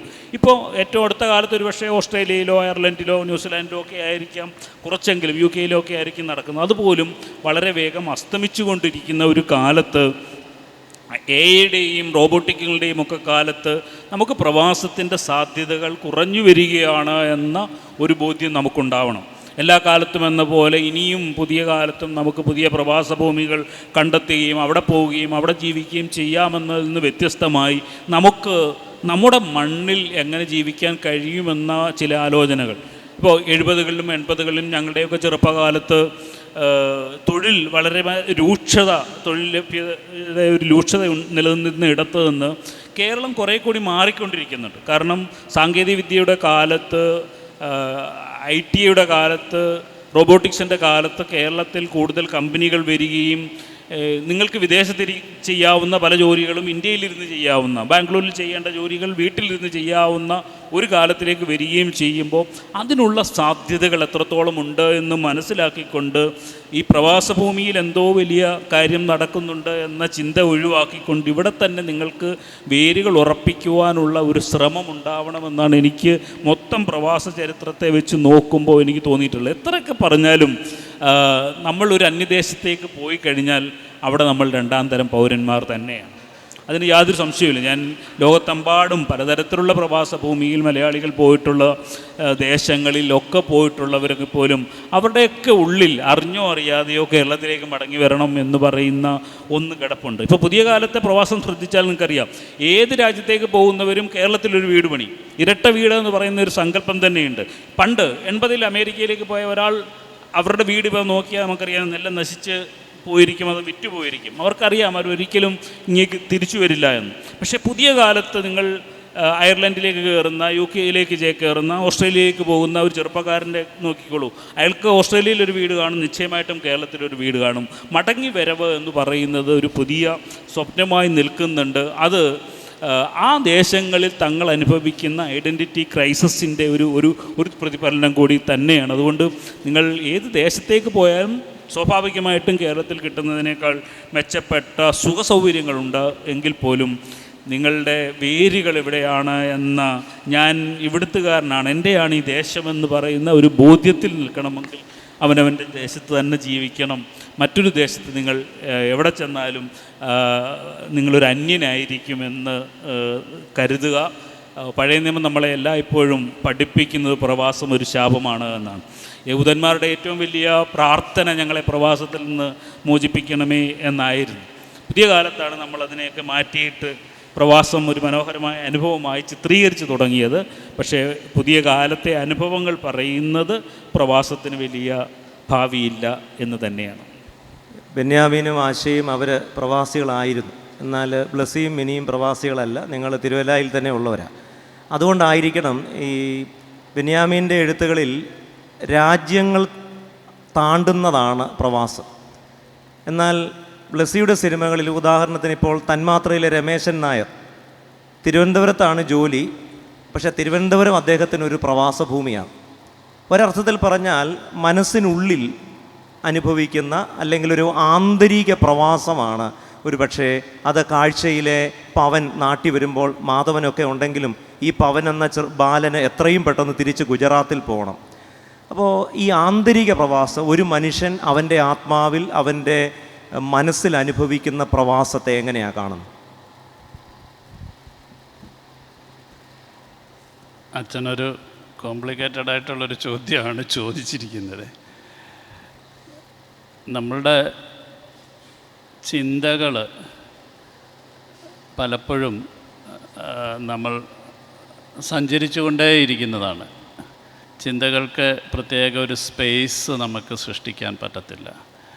പക്ഷെങ്കിൽ നമ്മൾ മറ്റ് സ്പേസുകളിലേക്ക് എത്തുന്നത് നമ്മളുടെ ചില പ്രാഥമികമായ ജോലി അല്ലെങ്കിൽ ആവശ്യങ്ങൾ, ഇത്തരം കാര്യങ്ങൾ കൊണ്ടായിരിക്കാം നമ്മൾ ഓരോ സ്ഥലങ്ങളിലേക്ക് എത്തപ്പെടുക എന്ന് പറയുന്നത്.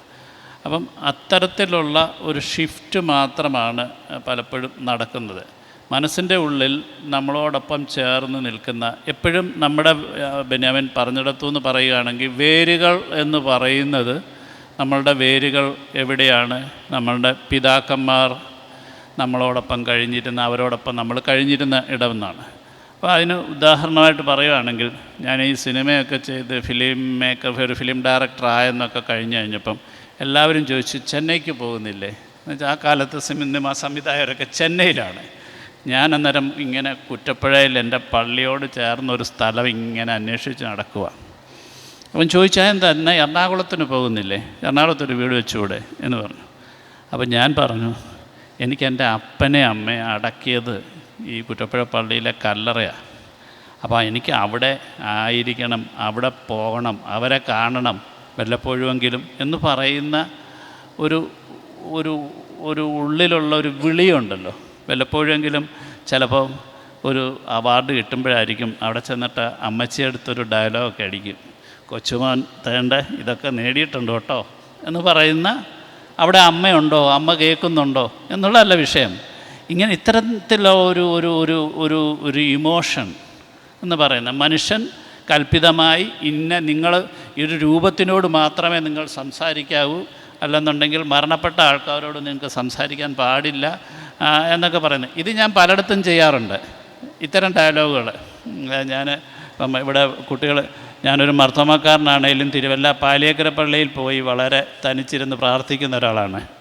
അപ്പം ഞാൻ കാഴ്ചയൊക്കെ എഴുതുന്ന സമയത്ത് അവിടെ ഈ പരുമലപ്പള്ളി പോയതും പരുമലപ്പള്ളിയിലും ഉണ്ട്, പരുമലപ്പള്ളിയിലും ഒരുപാട് അനുഭവങ്ങൾ. അപ്പം ഞാൻ അവിടെ തനിച്ചിരുന്നിട്ട്, കാരണം എനിക്ക് തനിച്ചിരിക്കാനും ഒരു പ്രാർത്ഥനയുടെ ഒരു അന്തരീക്ഷം ഈ പള്ളികൾ സൃഷ്ടിച്ചിട്ടുണ്ട്. ഇത് എനിക്ക് മുമ്പ് ഭരണവാസ തിരുമേനിയെടുത്ത് ഞാൻ സംസാരിച്ചിട്ടുള്ള ഈ വിഷയത്തിനെക്കുറിച്ച്, പള്ളികളെക്കുറിച്ചുള്ള ഒരു കോൺസെപ്റ്റുകളെക്കുറിച്ച്. അപ്പോൾ ഇവിടെ ഒരു കഥയ്ക്ക് ഇനി അങ്ങോട്ടേ മാധവൻ ഇനി എന്തായിരിക്കും ചെയ്യുക എന്നൊക്കെ ഞാൻ ചോദിക്കും. മധുബയിലേക്ക് നോക്കി ഞാൻ സംസാരിച്ചിട്ടുണ്ട്. അതിനുശേഷം പിന്നീട് രഞ്ജിത്തിൻ്റെ പ്രാഞ്ചിയേട്ടനിലൊക്കെ അത്തരം ചില അനുഭവങ്ങൾ. അപ്പോൾ ഇങ്ങനെ നമുക്ക് നമ്മൾ കാണാത്ത ദൈവത്തിൽ വിശ്വസിക്കുന്നുണ്ടെങ്കിൽ നമ്മളിൽ നിന്ന് പോയവരോടൊക്കെ നമുക്ക് സംസാരിക്കാൻ പറ്റുന്ന തരത്തിലേക്ക് എനിക്ക് പറ്റുന്നുണ്ട്. കാരണം എൻ്റെ ഓരോ ഉയർച്ചകളിലും ഓരോ കാര്യങ്ങളും പറയുമ്പോൾ, ഞാനൊരു 16 വയസ്സുള്ളപ്പോഴാണ് എൻ്റെ അമ്മ എനിക്ക് നഷ്ടപ്പെട്ടിട്ടുള്ളത്. ഈ അമ്മയുടെ അടുത്ത് ഞാൻ പറഞ്ഞിട്ടുണ്ട്, അമ്മേ ഞാനൊരു ഡയറക്ടറാകുമെന്ന്.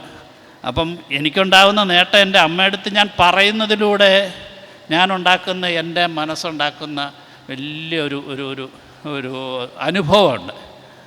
അത്തരം ചില ഭൗതികം അല്ലാത്ത അവസ്ഥയുണ്ടല്ലോ, അതായത് നിങ്ങൾ കാണുന്നതല്ല, നിങ്ങൾ കേൾക്കുന്നതല്ല, നിങ്ങളുടെ മനസ്സിന് വ്യാപ്തി ഉണ്ടെങ്കിൽ, അത് മനസ്സിൻ്റെ വ്യാപ്തി, അവിടെയാണ് നമ്മുടെ ആത്മീയത എവിടെയാണ് ഇരിക്കുന്നതെന്നുള്ളത്. ഒരു തുറന്ന കടപ്പുറത്ത് നിൽക്കുമ്പോൾ നിങ്ങൾക്ക് ദർശനം ലഭിക്കുമെന്നുണ്ടെങ്കിൽ എന്ന് പറയുന്നത് പോലെയുള്ള ആരാധനയുടെ ഏറ്റവും വലിയ അനുഭവങ്ങൾ തനിച്ചിരിക്കുമ്പോൾ, ഒരു ഗ്രൗണ്ടിൽ തനിച്ചിരിക്കുമ്പോൾ നിങ്ങളിലേക്ക് എത്തുമെന്നുണ്ടെങ്കിൽ നിങ്ങൾക്ക് വിശ്വസിക്കണം അവിടെ ഉണ്ട് ഈശ്വരനെന്ന്. ഇവിടെ ഈശ്വരനുണ്ടെന്ന് വിശ്വസിക്കാൻ പറ്റുന്നുണ്ടോ ഇല്ലെന്നിടത്താണ് നമ്മുടെ മനസ്സ് എത്രത്തോളം ഒരുങ്ങുന്നു എന്ന് പറയുന്നത്. അങ്ങനത്തെ ചില അബദ്ധമാണോ തെറ്റാണോ എന്നറിയത്തില്ല, ഒരു സ്വയം ചിന്തകളിൽ കൂടെ പോകുന്നൊരു മനുഷ്യനാണ് ഞാൻ. അതുകൊണ്ട് തന്നെ ആയിരിക്കാം അത്തരം എഴുത്തുകളിൽ സംഭവിക്കുന്നത്. പ്രണയം യുവതി യുവാക്കളുടെ മറ്റൊരു ആസ്പിറേഷനാണ്. ചിലപ്പോഴൊക്കെ എനിക്ക് തോന്നിയിട്ടുണ്ട്, പ്രണയത്തെ അത്ര തീവ്രമായി അല്ല ബെന്യാമീൻ അവതരിപ്പിക്കുന്നതെന്ന് എനിക്ക് തോന്നിയിട്ടുണ്ട്. ഒരുപക്ഷേ താരതമ്യേന തീവ്രത കൂടുതലുള്ള പ്രണയം ബെന്യാമീൻ എഴുതിയിട്ടുള്ളത് അബീഷഗീൽ എന്ന നോവലിലായിരിക്കണം. എന്നാൽ ഈ മാന്തളിരിലെ സാറയും മോഹനും തമ്മിലുള്ള പ്രണയം, നിശബ്ദ സഞ്ചാരങ്ങളിലെ മനുവും ജാനകിയും തമ്മിലുള്ള പ്രണയം, നിശബ്ദ സഞ്ചാരങ്ങളിലെ തന്നെ മറിയാമയും മാന്തളിരിലെ ജോണും തമ്മിലുള്ള പ്രണയം, ഈ പ്രണയത്തെ ഇത്ര സട്ടിലായി വളരെ നിശബ്ദമായി ഒരു പൂവ് വിടരുന്നത് പോലെ അവതരിപ്പിക്കുന്നത് എന്തുകൊണ്ടാണ്?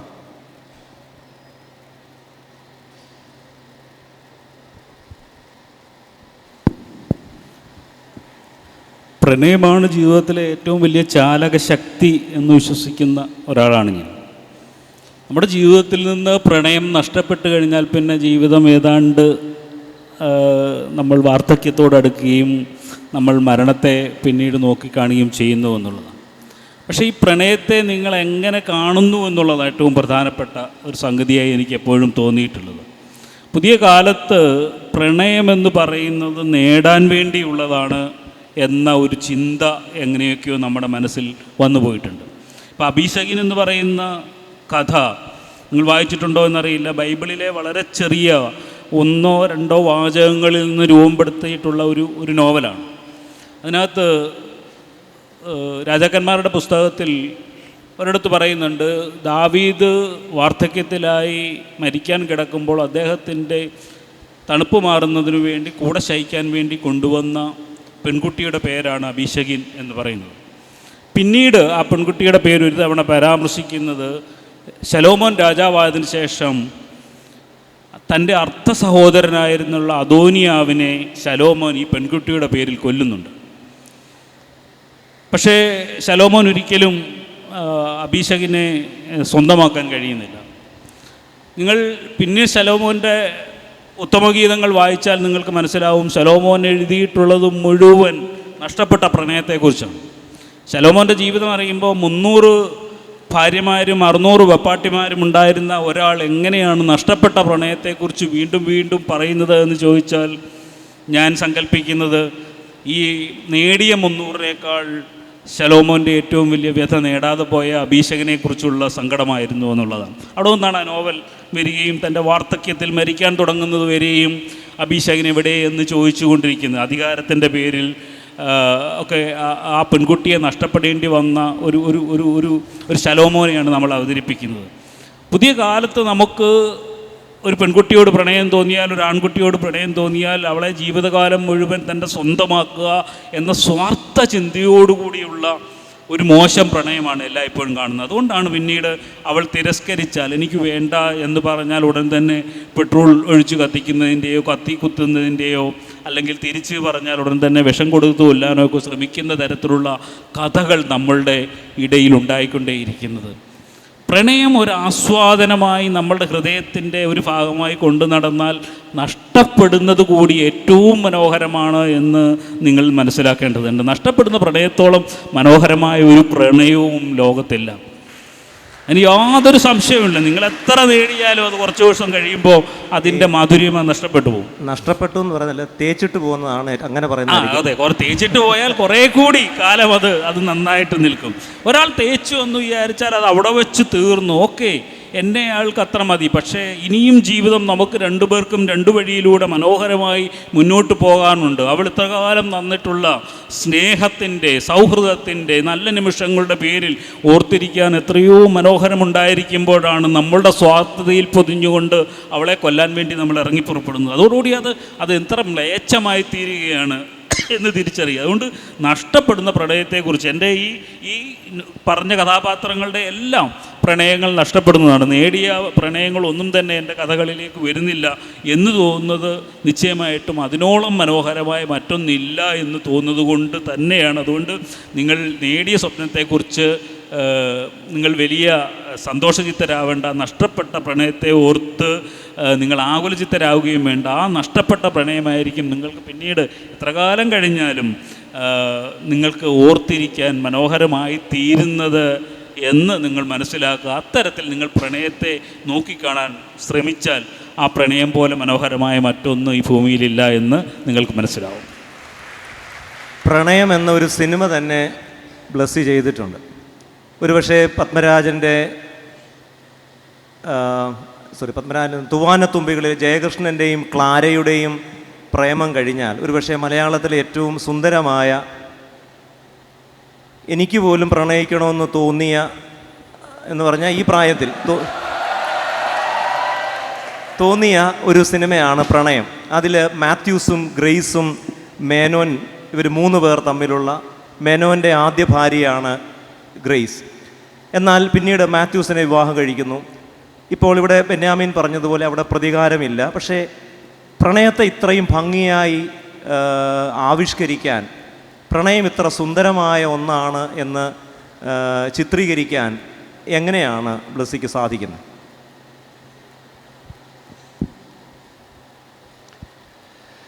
പ്രണയം സിനിമയ്ക്ക് ശേഷം കാലടി ശങ്കരാചാര്യ മഠത്തിലെ സ്വാമിജിയുമായിട്ട് ഞാൻ സംസാരിച്ചപ്പോൾ അദ്ദേഹം എൻ്റെ അടുത്ത് ചോദിച്ചു, ബ്ലസ്സിക്ക് ആരോടാണ് ഏറ്റവും ഇഷ്ടം പ്രണയം? ഭാര്യയോടാണോ, മക്കളോടാണോ, മറ്റേതെങ്കിലും സ്ത്രീകളോടാണോ, കാമുകിയോടാണോ എന്നൊക്കെ ചോദിച്ചു. ഞാൻ പെട്ടെന്ന് ഉത്തരം പറഞ്ഞു, എനിക്ക് പ്രണയം എന്നോട് തന്നെയാണെന്നുള്ളത്. അത് വിദ്യാർത്ഥികൾക്ക് എത്രത്തോളം മനസ്സിലാകും എന്നെനിക്കറിയത്തില്ല. ഞാൻ എന്നെ ഏറ്റവും അധികം ഇഷ്ടപ്പെടുന്നു എന്നുള്ള ഒരു വലിയ സാർത്ഥതയുണ്ട്. നമ്മൾ തുറന്നു പറയാൻ സാധിക്കാത്ത ഒരു കാര്യമാണ്. ഞാൻ പറയും, സാക്ഷിയിട്ട് പറയും, എനിക്ക് നിന്നെയാണ്, അവനെയാണ്, മക്കളെയാണ് എന്നൊക്കെ പറയുമെങ്കിൽ പോലും ഇതെല്ലാം ഓരോ ഘട്ടത്തിൽ മാറും.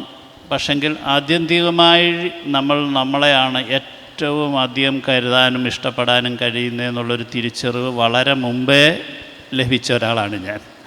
അതുകൊണ്ട് തന്നെയാണ് എനിക്ക് സന്തോഷത്തോടുകൂടി നിങ്ങളെ കാണാൻ കഴിയുന്നത് ഇപ്പോൾ, അല്ലെങ്കിൽ ഇവിടെ ഇരിക്കാൻ കഴിയുന്നത്. ഈ അവസ്ഥ എന്നെ ബോധ്യമാക്കുന്നത് ഞാൻ എന്നെ ഇഷ്ടപ്പെടുന്നത് കൊണ്ടാണ് എന്നാണ് ഞാൻ വിശ്വസിക്കുന്നത്. പ്രണയം എന്ന് പറയുന്ന വാക്ക് മലയാളത്തിൽ എനിക്ക് തോന്നുന്നു വല്ലാത്ത ഒരു പലർക്കും പല ഡെഫിനിഷനിലൂടെ സഞ്ചരിക്കുന്നതാണ്. ബെന്യാമിൻ അതിൻ്റെ വളരെ ഡയറക്റ്റായിട്ടുള്ള ബന്ധങ്ങളെക്കുറിച്ച് സംസാരിച്ചുവെങ്കിൽ എനിക്ക് തോന്നിയിട്ടുള്ളത് ജീവിതത്തിനോട് മൊത്തമായ നമ്മളുടെ ഒരു ഇഷ്ടമുണ്ട്.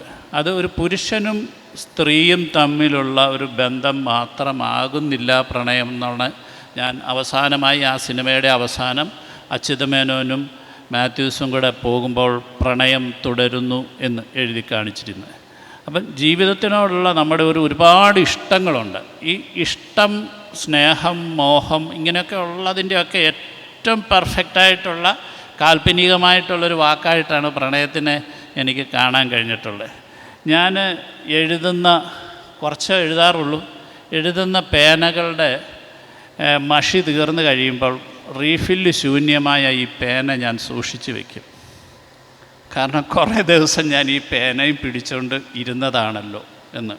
ഞാൻ കഴിഞ്ഞ ദിവസം ഞാൻ അച്ഛൻ്റെ അടുത്ത് പറഞ്ഞു, തന്മാത്ര എന്ന സിനിമയിൽ മോഹൻലാലിൻ്റെ ഓർമ്മ നഷ്ടപ്പെട്ട് കഴിഞ്ഞിരിക്കുമ്പോൾ മകൻ ആ ഒരു പാട്ടിൽ മോഹൻലാൽ ഒരു കട്ടിലിൽ കിടക്കുമ്പോൾ മകൻ ഇങ്ങനെ മയിൽപ്പീലി വെച്ചിട്ട് ഇങ്ങനെ അയാളുടെ മുഖത്തോട് ഓടിക്കുമ്പോൾ ഇതുപോലെ ക്രാസിയുള്ള കട്ടിൽ, ഈ ക്രാസിയുള്ള കട്ടിലുകൾ ഇപ്പോഴത്തെ കുട്ടികൾ കണ്ടിട്ടുണ്ടാകുമെന്ന് അറിയത്തില്ല.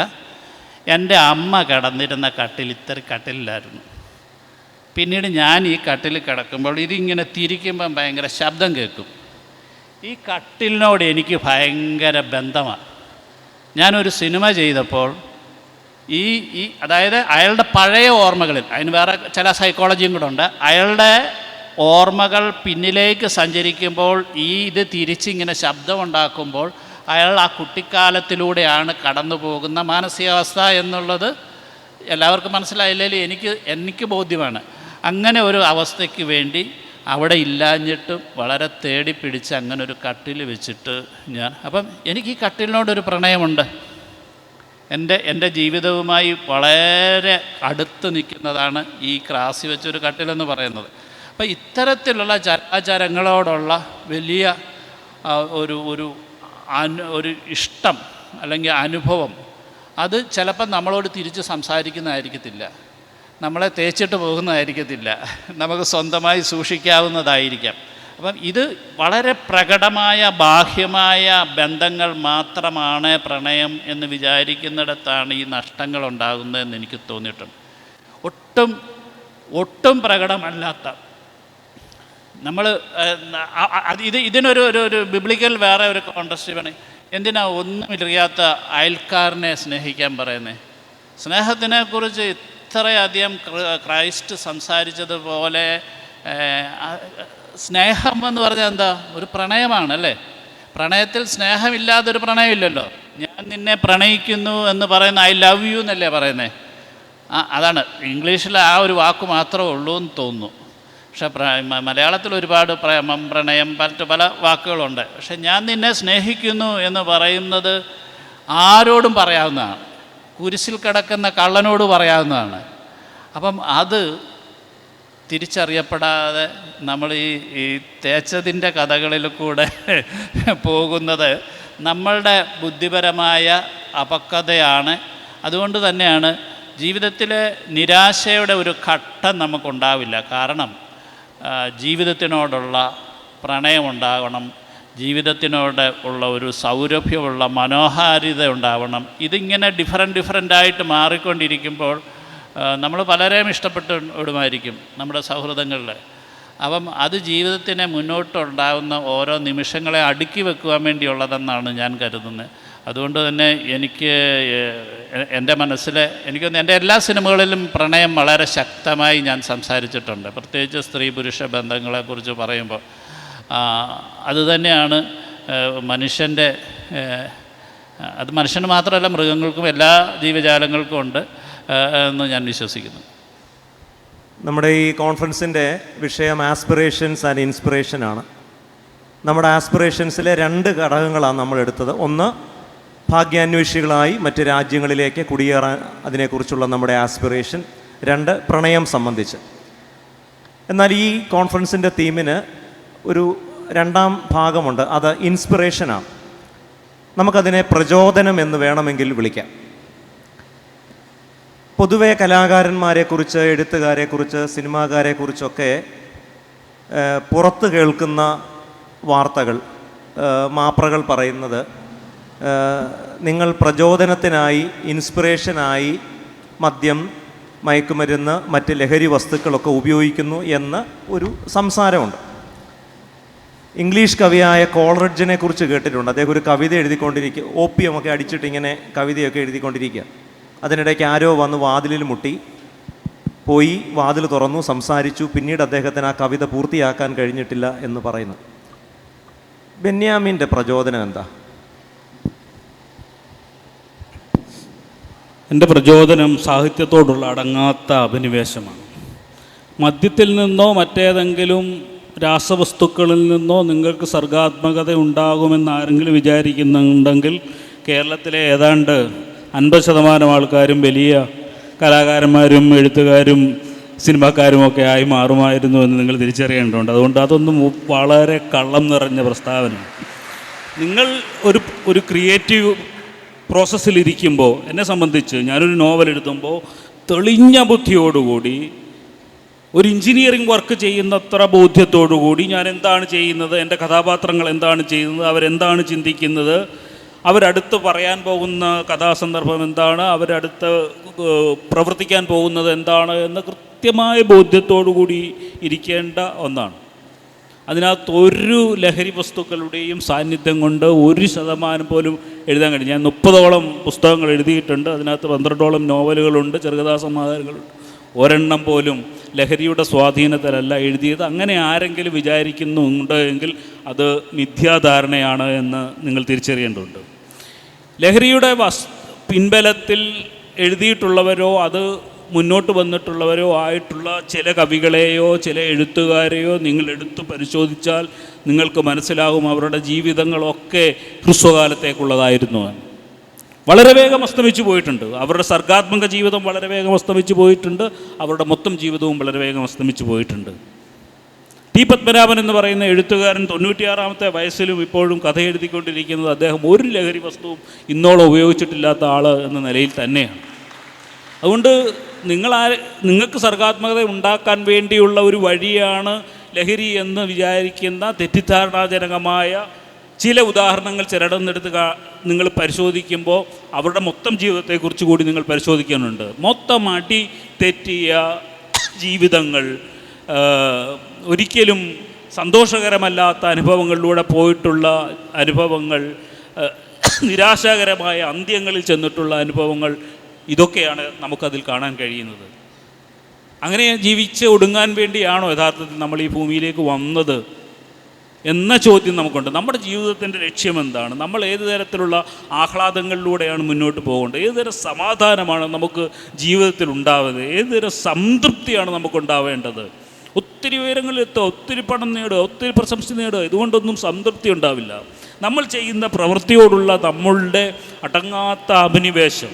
ഞാൻ എൻ്റെ എഴുത്തുമുറിയിലിരുന്നാണ് എഴുതുന്നത്, ഞാൻ വേറെ എവിടെയും പോയി എഴുതാറില്ല. അപ്പോൾ ഞാൻ ഇങ്ങനെ നോക്കും എൻ്റെ ലൈബ്രറിയിലെ പുസ്തകങ്ങൾ. എത്രയോ മഹാന്മാരായ എഴുത്തുകാർ നൽകിയിട്ടുള്ള എത്രയോ മഹത്തായ കഥാപാത്രങ്ങളാണ് എനിക്കൊപ്പം ഇരിക്കുന്നത്. എനിക്ക് ഒരു തടസ്സമുണ്ടാകുമ്പോൾ ഞാൻ ഒരു വലിയ പുസ്തകം എടുത്ത് നോക്കും, അതൊന്ന് വായിക്കും. ഞാൻ വിചാരിക്കും, ഒരു എഴുത്തുകാരൻ എത്രയോ കഷ്ടപ്പെട്ടിട്ടാണ് 1000 പേജുള്ള ഒരു പുസ്തകം എഴുതി നമ്മുടെ മുമ്പിലേക്ക് വെച്ചിട്ടുള്ളത്. അപ്പോൾ എനിക്ക് എന്തുകൊണ്ട് 300 പേജുള്ള ഒരു പുസ്തകം എഴുതിക്കൂടാ എന്ന് വിചാരിക്കും. എനിക്കൊരു തടസ്സമുണ്ടാകുമ്പോൾ ഞാൻ ഒരു വലിയ നോവൽ എടുത്ത് വായിക്കും. ഇപ്പം ഞാൻ പുതിയ നോവലിൻ്റെ വർക്കിലാണ്. പക്ഷേ അതേ സമയത്ത് ഞാൻ എബ്രഹാം വർഗീസിൻ്റെ കവനൻ്റ് ഓഫ് വാട്ടർ എന്ന് പറയുന്ന നോവൽ രണ്ടാമത് വായിച്ചുകൊണ്ടിരിക്കുകയാണ്. ഇംഗ്ലീഷിൽ ഇന്നാളൊന്ന് വായിച്ചു, ഇപ്പോൾ ഞാൻ മലയാള മനോരമ ഇറക്കിയപ്പോൾ അതൊന്ന് വായിക്കുക. എത്ര മനോഹരമായ പുസ്തകമാണ്, എത്ര മനോഹരമായിട്ടാണ്. മാരാമൺ കൺവെൻഷനൊക്കെ അതിനകത്ത് പരാമർശിക്കുന്നുണ്ട് കേട്ടോ. നിങ്ങൾ മർത്താമക്കാർ പ്രത്യേകം അറിയേണ്ട കാര്യമാണ്. നിങ്ങൾ വായിച്ചിട്ടുണ്ടോയെന്നറിയാം. മാരാമൺ കൺവെൻഷനെക്കുറിച്ച് വളരെ മനോഹരമായ ഒരു അധ്യായം അതിനകത്തുണ്ട്. 60-ാം ചാപ്റ്റർ മാരാമൺ കൺവെൻഷനെ കുറിച്ചാണ്. അപ്പോൾ കേരളത്തിൻ്റെ ജീവിതത്തെക്കുറിച്ച് അമേരിക്കയിലിരുന്ന ഒരാൾ എഴുതുകയാണ്. അമേരിക്കയിലെ ഏറ്റവും വലിയ ബെസ്റ്റ് സെല്ലർ പുസ്തകമായി അത് മാറുകയാണ്. അതിനകത്തെ ജീവിതം പറയുന്നു, 3 തലമുറകളുടെ ജീവിതം ഇങ്ങനെ പറയുകയാണ്. അതിനകത്ത് തന്നെ അദ്ദേഹം പറയുന്നുണ്ട്, എന്തിനാണ് നിങ്ങൾ കഥാപുസ്തകം വായിക്കുന്നത് എന്ന് ചോദിക്കുമ്പം അതിനകത്ത് പറയുന്നുണ്ട്, 4 ദിവസം കൊണ്ട് ഞാനൊരു പുസ്തകം വായിച്ചു തീരും, പക്ഷേ ആ 4 ദിവസം കൊണ്ട് ഞാൻ 3 തലമുറയുടെ ജീവിതം ജീവിച്ചു കഴിയും എന്ന്. അങ്ങനെ നമ്മൾ പല ജീവിതങ്ങൾ ജീവിക്കാൻ വേണ്ടി ജീവിക്കുക. അങ്ങനെയുള്ള പുസ്തകങ്ങൾ എടുത്ത് വായിക്കുമ്പോൾ എനിക്കൊരു വലിയ ഇൻസ്പിറേഷൻ ഉണ്ടാവും. ഒരു മനുഷ്യൻ നമ്മളെപ്പോലെ രാത്രിയിൽ ഉറക്കളച്ചിരുന്ന്, അദ്ദേഹം അമേരിക്കയിലെ ഏറ്റവും പ്രശസ്തനായ ഡോക്ടറാണ്. ആ ജോലി തിരക്കിലാണ് അദ്ദേഹം ഇത്രയും വലിയ 1000 പേജുള്ള കേരളത്തെക്കുറിച്ചുള്ള നോവൽ എഴുതിയത്. അദ്ദേഹത്തിന് ഇത് കഴിയുമെങ്കിൽ എനിക്ക് എന്തുകൊണ്ട് ഇത് കഴിഞ്ഞുകൂടാ? ഞാൻ ഒരു ജോലിയും ചെയ്യാതെ വേറൊരു ജോലിക്കും പോവാതെ വീട്ടിൽ എഴുത്തിന് വേണ്ടി ഇരിക്കുന്ന എനിക്കിത് കഴിയണമല്ലോ എന്ന്. അതുകൊണ്ട് എൻ്റെ പുസ്തകങ്ങളാണ്, എൻ്റെ കഥാപാത്രങ്ങളാണ്, എൻ്റെ മുമ്പിലുള്ള എഴുത്തുകാരാണ് എൻ്റെ പ്രചോദനം. അതുകൊണ്ട് ലഹരി ഒരിക്കലും ഒരു പ്രചോദനമല്ല എഴുത്തിനോ സാഹിത്യത്തിനോ കലയ്ക്കോ എന്ന് നിങ്ങൾ യുവാക്കൾ കൃത്യമായി മനസ്സിലാക്കുക. ഒരുപക്ഷെ നമ്മുടെ പൊതുസമൂഹത്തിൽ എഴുത്തുകാരേക്കാൾ ഒരു നക്ഷത്ര പദവി അല്ലെങ്കിൽ ഒരു താരപദവി പൊതുവെ സിനിമാക്കാർക്ക് കൽപ്പിച്ചിട്ടുണ്ട്. അതുകൊണ്ട് തന്നെ ഇപ്പോൾ ശ്രീനാഥ് ഭാസി എന്നുള്ള പേര് കേൾക്കുമ്പോൾ, അല്ലെങ്കിൽ ഷൈൻ ടോം ചാക്കോ എന്ന പേര് കേൾക്കുമ്പോൾ, ഖാലിദ് റഹ്മാൻ എന്ന പേര് കേൾക്കുമ്പോൾ, മട്ടാഞ്ചേരി മാഫിയ തുടങ്ങിയ പ്രയോഗങ്ങളൊക്കെ കേൾക്കുമ്പോൾ പൊതുവെ ഒരു ധാരണ എല്ലാ സിനിമാക്കാരും എന്തെങ്കിലുമൊക്കെ ഇതുപോലെയുള്ള സിന്തറ്റിക് ഡ്രഗ്സൊക്കെ ഉപയോഗിക്കുന്നുണ്ട് എന്നൊരു തെറ്റിദ്ധാരണ പൊതുവെ സമൂഹത്തിലുണ്ട്. ഈ കലയും ലഹരിയും തമ്മിലുള്ള ബന്ധം എന്തെങ്കിലും ഉണ്ടോ? അങ്ങനൊരു ബന്ധം? ആദ്യം തന്നെ തെറ്റിദ്ധാരണ എന്ന് പറഞ്ഞതിന് സന്തോഷം. എനിക്ക് അച്ഛൻ്റെ അത്രയും പോലും അതിനെക്കുറിച്ച് ധാരണയില്ല എന്നുള്ളതാണ്. ഈ മട്ടാഞ്ചേരി എന്നൊക്കെ പറഞ്ഞ ഗ്യാങ്ങിനെ കുറിച്ചൊന്നും ഞാൻ ആദ്യം കേൾക്കുകയാണ്. പക്ഷെങ്കിൽ എനിക്ക് തോന്നിയിട്ടുള്ളത്, ഞാൻ 2004 ഞാൻ എൻ്റെ ആദ്യ സിനിമ എഴുതാൻ തുടങ്ങുന്ന അല്ലെങ്കിൽ മായി വരുമ്പോൾ തന്നെ എനിക്ക് പിന്നിൽ ഒരുപാട് എൻ്റെ ഗുരുക്കന്മാരായ ആൾക്കാർ, അല്ലെങ്കിൽ ഞാൻ വേറെ ബഹുമാനിച്ചിരുന്ന ആൾക്കാർ, നമ്മുടെ മർത്തോമാക്കാരൻ തന്നെയായിരുന്ന ജോൺ എബ്രഹാം ഉൾപ്പെടെയുള്ള ആൾക്കാരുടെ ജീവിതത്തിനെക്കുറിച്ച് നോക്കിയിട്ട് തന്നെ ഒരിക്കലും ജീവിതത്തിൽ എൻ്റെ ഒരു ക്രിയേറ്റിവിറ്റിയും ലഹരിയുമായി ബന്ധിപ്പിക്കരുത് എന്ന് ആഗ്രഹിച്ച് ഒരു തീരുമാനം ഉറപ്പിച്ചിട്ട് തന്നെയാണ് എൻ്റെ ഒരു ആദ്യ സിനിമയിലേക്ക് ഞാൻ നടത്തിയിട്ടുള്ളത്. പക്ഷെങ്കിൽ ഇതിൻ്റെ അകത്ത് അച്ഛൻ ചോദിക്കുമ്പോൾ, ഞാൻ സാധാരണ ഒരു ക്രിയേറ്റീവായി ചിന്തിക്കുകയും എഴുതുകയും ചെയ്യുമ്പോൾ ഞാനൊരു 9 മണിക്ക് കിടന്നുറങ്ങുന്ന ആളാണ്. ഞാൻ 9 മണിക്ക്, വെളുപ്പാങ്കാലത്ത് 3 മണിക്കോ 4 മണിക്കോ എഴുന്നേറ്റ് ലഹരി കഴിച്ചിട്ട് എഴുതാൻ പറ്റില്ലല്ലോ. അപ്പം അതുകൊണ്ട് തന്നെ ഞാൻ നേരത്തെയും സൂചിപ്പിച്ചിട്ടുണ്ട്, ഞാൻ ബൈബിൾ ഏറ്റവും കൂടുതൽ വായിക്കുന്നത് എൻ്റെ എഴുത്തിനിടയ്ക്കാണ്. കാരണം ഞാൻ ഇടയ്ക്കിടയ്ക്ക് എന്ന് വെച്ച് കഴിഞ്ഞാൽ ഒരു ദിവസം ഒരു 10-15 പ്രാവശ്യം ചിലപ്പം വായിച്ചെന്നിരിക്കും. കാരണം ഇടയ്ക്ക് നമ്മൾ ഇടമുറിഞ്ഞു പോകുന്ന അവസ്ഥകളിൽ വീണ്ടും നമ്മളിലേക്ക് അങ്ങനെ എത്തുന്നതിനായിട്ട് ഒക്കെ അത്തരത്തിലുള്ള വായന നമ്മളെ ഒരുപാട് സാധിപ്പിച്ചിട്ടുണ്ട്. സിനിമയിൽ ഇല്ല എന്ന് നമ്മൾ പറയുന്നില്ല. പ്രത്യേകിച്ച് പുതിയ തലമുറയിൽപ്പെട്ട ആൾക്കാരിലേക്ക് ഇത്തരത്തിലുള്ള ഉന്മാദത്തിലൂടെ ഉണ്ടാകുന്ന അവസ്ഥയിൽ ചിലതൊക്കെ സൃഷ്ടിക്കപ്പെടാം എന്നുള്ളൊരു തോന്നലുണ്ടാകുന്നുണ്ട്. അത് നല്ലൊരു പ്രവണതയല്ല. ബെന്യാമിൻ പറഞ്ഞതുപോലെ ഇതൊന്നും അധികം നാൾ നിൽക്കുന്ന ഒരവസ്ഥയും കൂടെ അല്ല എന്നുള്ളതാണ് ഒരു സത്യമായ കാര്യം. അതുകൊണ്ട് സിനിമയെ ഒന്നടങ്കം അത്തരത്തിൽ അധിക്ഷേപിക്കേണ്ട ആവശ്യമില്ല. നിങ്ങളൊക്കെ കണ്ടിട്ടുണ്ടാവും, സിബി മലയിൽ കഴിഞ്ഞ ദിവസം പറഞ്ഞ പോലെ കിരീടം എന്ന സിനിമ 28 ദിവസം കൊണ്ടാണ് അദ്ദേഹം ഷൂട്ട് ചെയ്തത്. അതത്രയും ഫാസ്റ്റായിട്ട് ഷൂട്ട് ചെയ്യാൻ വേണ്ടി അദ്ദേഹം ഏതെങ്കിലും ലഹരി ഉപയോഗിച്ചിട്ടല്ല ചെയ്തിരിക്കുന്നത്. അപ്പം അങ്ങനെ മലയാളത്തിലെ ഒരുപാട് സിനിമകളുമായി ബന്ധപ്പെട്ടിട്ടുള്ള വർക്കുകളൊന്നും അങ്ങനെയല്ല നടക്കുന്നത്. പക്ഷെങ്കിൽ നിർഭാഗ്യവശാൽ ഇപ്പോൾ അത്തരം പ്രവണതകൾ കൂടുതലാണ് എന്നുള്ളതാണ് നമുക്ക് മനസ്സിലാക്കാൻ കഴിയുന്നത്. 3 തലങ്ങളിലായിരുന്നു നമ്മുടെ വർത്തമാനം ക്രമീകരിച്ചിരുന്നത്: പ്രവാസം, പ്രണയം, പ്രചോദനം. ഇനി അടുത്ത ഒരു 15-20 മിനിറ്റ് നമുക്ക് ഈ പ്രിയപ്പെട്ടവരോട് നേരിട്ട് ചോദ്യങ്ങൾ ചോദിക്കാനും സംസാരിക്കാനുമുള്ള സമയമാണ്. ദയവായി ആ സമയം പ്രയോജനപ്പെടുത്തിയാട്ടെ.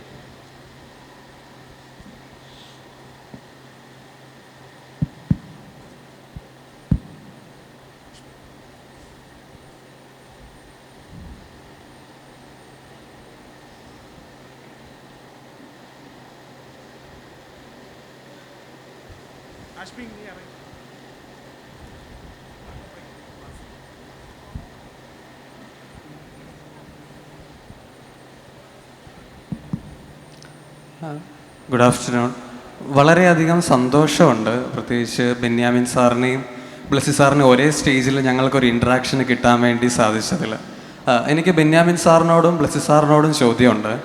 ബെന്യാമിൻ സാറിനോട് ചോദിക്കാനുള്ളത്, നമ്മുടെ ഈ നവതലമുറയിൽ വായനയുടെ ഒരു തിരഞ്ഞെടുപ്പ് ഭയങ്കരമായിട്ട് ബെസ്റ്റ് സെല്ലേഴ്സ് ബുക്കിലേക്ക് ഒതുങ്ങിപ്പോകുന്നുണ്ട്. അത് സാറ് വായന നഷ്ടപ്പെടാതിരിക്കാനുള്ള ഒരു ആശ്വാസമായിട്ട് കാണുന്നുണ്ടോ, അതോ ആ ഒരു തിരഞ്ഞെടുപ്പിനുള്ള പ്രശ്നങ്ങളൊന്ന് സാറ് പങ്കുവെക്കണം. ബ്ലെസ്സി സാറിനോട് പറയാനുള്ളത്, സാറിൻ്റെ ഒട്ടുമിക്ക എല്ലാ സിനിമകളിലും ഇമോഷൻസിൻ്റെ ഇമ്പാക്റ്റ് വളരെ വലുതാണ്. സാറിപ്പം സംസാരിച്ചപ്പോൾ പോലും തന്നെ സാറ് സംസാരിക്കുമ്പോൾ ഉള്ള ഒരു ഇമോഷണൽ കണക്ഷനോ അല്ലെങ്കിൽ സാറ് ഇടുന്ന ഒരു ഇമോഷണൽ ഇമ്പാക്റ്റ് സംസാരത്തിൽ തന്നെ ഭയങ്കര എവിഡൻ്റ് ആണ്. അപ്പോൾ അത് സാറ് സിനിമയിലേക്ക് കൊണ്ടുവരാൻ എങ്ങനെയാണ് സാധിക്കുന്നത് എന്നുള്ളൊരു അനുഭവം കൂടെ പങ്കുവെക്കാം. Thank you. വായനയെക്കുറിച്ച് പറയുമ്പോൾ ഞാൻ എൻ്റെ 21ാമത്തെ വയസ്സിൽ വായിച്ചു തുടങ്ങുമ്പോൾ എനിക്ക് ഈ ബെസ്റ്റ് സെല്ലറുകൾ അല്ലെങ്കിൽ ഇത്ര പുസ്തകങ്ങൾ വായിക്കണമെന്ന ഇതില്ല. എല്ലാത്തരം പുസ്തകങ്ങൾ വായിക്കുക എന്ന് പറയുന്ന ഒരു ലക്ഷ്യമായിരുന്നു എൻ്റെ മുമ്പിലുണ്ടായിരുന്നത്. അതിനകത്ത് മികച്ച പുസ്തകങ്ങളുണ്ടാവാം, മോശം പുസ്തകങ്ങളുണ്ടാവാം, പരക്കെ വായിക്കപ്പെട്ട പുസ്തകങ്ങളുണ്ടാവാം, ഈ പറഞ്ഞതുപോലെ ലോകത്തെമ്പാടും നിന്നുള്ള ക്ലാസിക്കൽ കൃതികൾ വായിച്ചിട്ടുണ്ടാവാം. പക്ഷേ നമ്മൾ പുതിയ കാലത്ത് ഇവിടെ എത്തുമ്പോൾ ഭയങ്കരമായിട്ട് ചൂസിയായി മാറിയിട്ടുണ്ട്. അവിടെയാണ് നമ്മൾ ഈ ബെസ്റ്റ് സെല്ലർ എന്ന് പറയുന്നത്. അപ്പോൾ സ്വാഭാവികമായിട്ടും ഇൻസ്റ്റാഗ്രാമിൽ നിരന്തരം വരുന്ന പുസ്തകങ്ങൾ എടുത്തു വായിക്കാനുള്ള ഒരു പ്രചോദനം ഉണ്ടാവുകയും അത്തരം പുസ്തകങ്ങൾ വായിക്കുകയും അത്തരം പുസ്തകങ്ങൾ കൂടുതൽ വായിക്കപ്പെടുന്നു എന്നുള്ളൊരു പ്രതീതി സൃഷ്ടിക്കുകയും ഒക്കെ ചെയ്തുകൊണ്ടിരിക്കുന്ന ഒരു കാലമാണ്. ഒരു വായനയുടെ തുടക്കകാലത്ത് ഒരുപക്ഷെ നിങ്ങൾ മറ്റനേകം പഠിത്തത്തിൻ്റെയും ഒക്കെ തിരക്കിനിടയിൽ ഒരുപക്ഷെ അത് മതിയാവുമെന്നാണ് ഞാൻ കരുതുന്നത്. അതുകൊണ്ട് അത്തരം വായനകളെ നിരുത്സാഹപ്പെടുത്തുന്ന ഒരാളല്ല ഞാൻ, അത്തരം കൃതികളെയും നിരുത്സാഹപ്പെടുത്തുന്ന ഒരാളല്ല. പക്ഷേ നിങ്ങൾ വായന കുറേ കൂടി മുന്നോട്ട് പോകുമ്പോൾ നിങ്ങൾക്ക് തന്നെ മനസ്സിലാവും ഈ പുസ്തകങ്ങളിൽ മാത്രമല്ല ഞാൻ നിൽക്കേണ്ടത് എന്നും കുറേ കൂടി മെച്ചപ്പെട്ട, കൂടുതൽ സാഹിത്യ ഗുണമുള്ള, ലോകത്ത് ശ്രദ്ധിക്കപ്പെട്ട, ഗൗരവമുള്ള രാഷ്ട്രീയം ചർച്ച ചെയ്യപ്പെടുന്ന, മനസ്സിനെ ചർച്ച ചെയ്യുന്ന കൃതികൾ കൂടി വായിക്കേണ്ടതുണ്ട് എന്ന ബോധ്യത്തിലേക്ക് വരികയും നിങ്ങൾ പതിയെ ഈ വായനയുടെ സ്റ്റെപ്പ് അല്ലെങ്കിൽ അതിൻ്റെ ആഴം വർദ്ധിപ്പിക്കുകയും ചെയ്യുമെന്നാണ് ഞാൻ കരുതുന്നത്. അതുകൊണ്ടൊരു തുടക്കം എന്ന നിലയിൽ ഞാൻ അതിനെ ഒരു തെറ്റായ പ്രവണതയായി കാണുന്നില്ല. പക്ഷേ അവിടെ മാത്രമാണ് നിൽക്കുന്നതെങ്കിൽ, ഇപ്പം ഞങ്ങളുടെയൊക്കെ കാലത്ത് ഞങ്ങൾ മലയാള മനോരമ, മംഗളം, മനോരാജ്യം എന്നൊക്കെ പറയുന്ന ഈ പൈങ്കിളി വാരികകളിൽ വരുന്ന ബാറ്റൻ ബോസിൻ്റെയും ഒക്കെ കഥകൾ, നോവലുകളൊക്കെ വായിച്ചുകൊണ്ടാണ് തുടങ്ങിയത്. ഇപ്പോഴും 10, 60, 70 വയസ്സായിട്ട് ഇപ്പോഴും ആ പുസ്തകങ്ങൾ, ആ വാരികൾ മാത്രം വായിക്കുന്ന മനുഷ്യരെ ചിലരെ എനിക്കറിയാം. പക്ഷേ ആ വായന അവിടെ നിർത്താതെ കൂടുതൽ ഗൗരവമുള്ള കൃതികളിലേക്ക് പോകാനുള്ള ഒരു ചുവടുവെപ്പ് നമ്മുടെ ഭാഗത്തു നിന്നുണ്ടായതുകൊണ്ടാണ് കുറേ കൂടി ഗൗരവമുള്ള വായന നമുക്ക് സാധ്യമായത്. അത്തരത്തിൽ നിങ്ങളുടെ വായന മാറി വരികയും പുതിയ അഭിരുചികൾ തേടുകയും ലോകത്ത് ഇതിനേക്കാൾ മെച്ചമുള്ള അനേകായിരം പുസ്തകങ്ങൾ, മനോഹരമായ കൃതികൾ നമ്മുടെ മുമ്പിലുണ്ട് എന്ന് തിരിച്ചറിയുമാണ് വേണ്ടതെന്ന് എനിക്ക് തോന്നുന്നു. അതുകൊണ്ട് ആദ്യ വായന അവിടെ നിൽക്കട്ടെ, അതിന് ശേഷമുള്ള കാലത്ത് നിങ്ങൾ വലിയ ഉയരങ്ങളിലേക്ക് പോവുക എന്നാണ് എനിക്കതിനെക്കുറിച്ച് പറയാനുള്ളത്.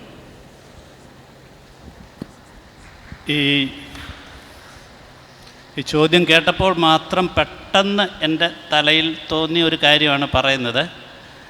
അതിനെ കുറച്ചു ഗഹനമായി ചിന്തിക്കേണ്ടിയ ഒരു കാര്യമായിട്ടാണെന്നുള്ളതുകൊണ്ടാണ് ഞാൻ പറയാൻ ആഗ്രഹിക്കുന്നത്. ക്രിസ്തു ക്രൂശുമരണമല്ല അനുഭവിച്ചതെങ്കിൽ നിങ്ങളുടെ ഉള്ളിൽ ക്രിസ്തു ഇങ്ങനെ ജീവിച്ചിരിക്കുമായിരുന്നോ എന്നുള്ളൊരു മറുചോദ്യമാണ് എനിക്ക് തോന്നിയത്. പെട്ടെന്ന് എന്നെ സ്ട്രൈക്ക് ചെയ്ത ആ ചോദ്യം കൊണ്ട്. ഞാൻ ഈ ചോദ്യം എന്നെ പലപ്പോഴും പല ഇൻ്റർവ്യൂകളിലും ചോദിക്കാറുള്ളതാണ്. അവിടെയൊക്കെ ഞാൻ പറയാറുള്ളത്, സന്തോഷം സുഗന്ധം പോലെയും ദുഃഖം മുറിവിൻ്റെ വേദന പോലെയുമാണെന്നാണ്. നിങ്ങൾ സിനിമ തിയേറ്ററിൽ എൻ്റെ സിനിമ ഉപേക്ഷിച്ചിട്ട് പോകുന്നതാകരുത് എന്നുള്ള വലിയ ഒരു വാശി എനിക്കുണ്ട്. ഇത്രയും കാലം അത് സാധിച്ചു എന്നാണെന്ന് എനിക്ക് തോന്നുന്നത്. ഇനിയും അതിനു വേണ്ടിയുള്ളൊരു ശ്രമമാണ്. അതുകൊണ്ടാണല്ലോ ഞാനിപ്പോൾ 1 വർഷം കഴിഞ്ഞു ആടുജീവിതം റിലീസ് ചെയ്ത് കഴിഞ്ഞിട്ട് അടുത്ത സിനിമ എന്താണെന്ന് എനിക്ക് പറയാൻ പറ്റാത്ത തരത്തിൽ ഞാനിങ്ങനെ പ്രയാസപ്പെട്ടുകൊണ്ടിരിക്കുകയാണ്. അപ്പം സിനിമയിൽ ഇമോഷൻസ് തീർച്ചയായിട്ടും ഞാൻ ഒരുപാട് ഇമോഷൻ്റെ ഒരാളാണ്. തോമസ് മാത്യു സാർ ഇവിടെ ഇരിപ്പുണ്ട്. കഴിഞ്ഞ ആഴ്ചയിൽ ഞങ്ങളുടെ പള്ളിയിലെ കൊച്ചച്ഛൻ പുതിയൊരു സ്ഥലത്തേക്ക് യാത്ര പറഞ്ഞു പോയി. അവസാനമായി മദ്ബയിൽ നിന്നുകൊണ്ട് അദ്ദേഹം എൻ്റെ സഹോദരനും പ്രിയപ്പെട്ടവരുവേ എന്ന് പറഞ്ഞ് ഇടറി ചൊല്ലിയപ്പോൾ എൻ്റെ കണ്ണിൽ നിന്ന് ധാരയായി വെള്ളമൊഴുകി. ഞാനത് പ്രയാസപ്പെട്ട് തുടച്ചു കളഞ്ഞു. എന്തിനായിരുന്നു എനിക്കറിയില്ല. വേറൊരാളുടെ ഇടർച്ച എന്നെ സ്പർശിക്കുന്ന തരത്തിലേക്ക് അതിനപ്പുറത്തേക്കാവരുത്, കഠിനമാവരുത് എന്ന് ഞാൻ ആഗ്രഹിക്കുന്നു എന്നുള്ളതാണ് എൻ്റെ ജീവിതം. അപ്പോൾ എന്നിൽ നിന്ന് ഇതൊക്കെ പ്രതീക്ഷിച്ചാൽ പോരെ.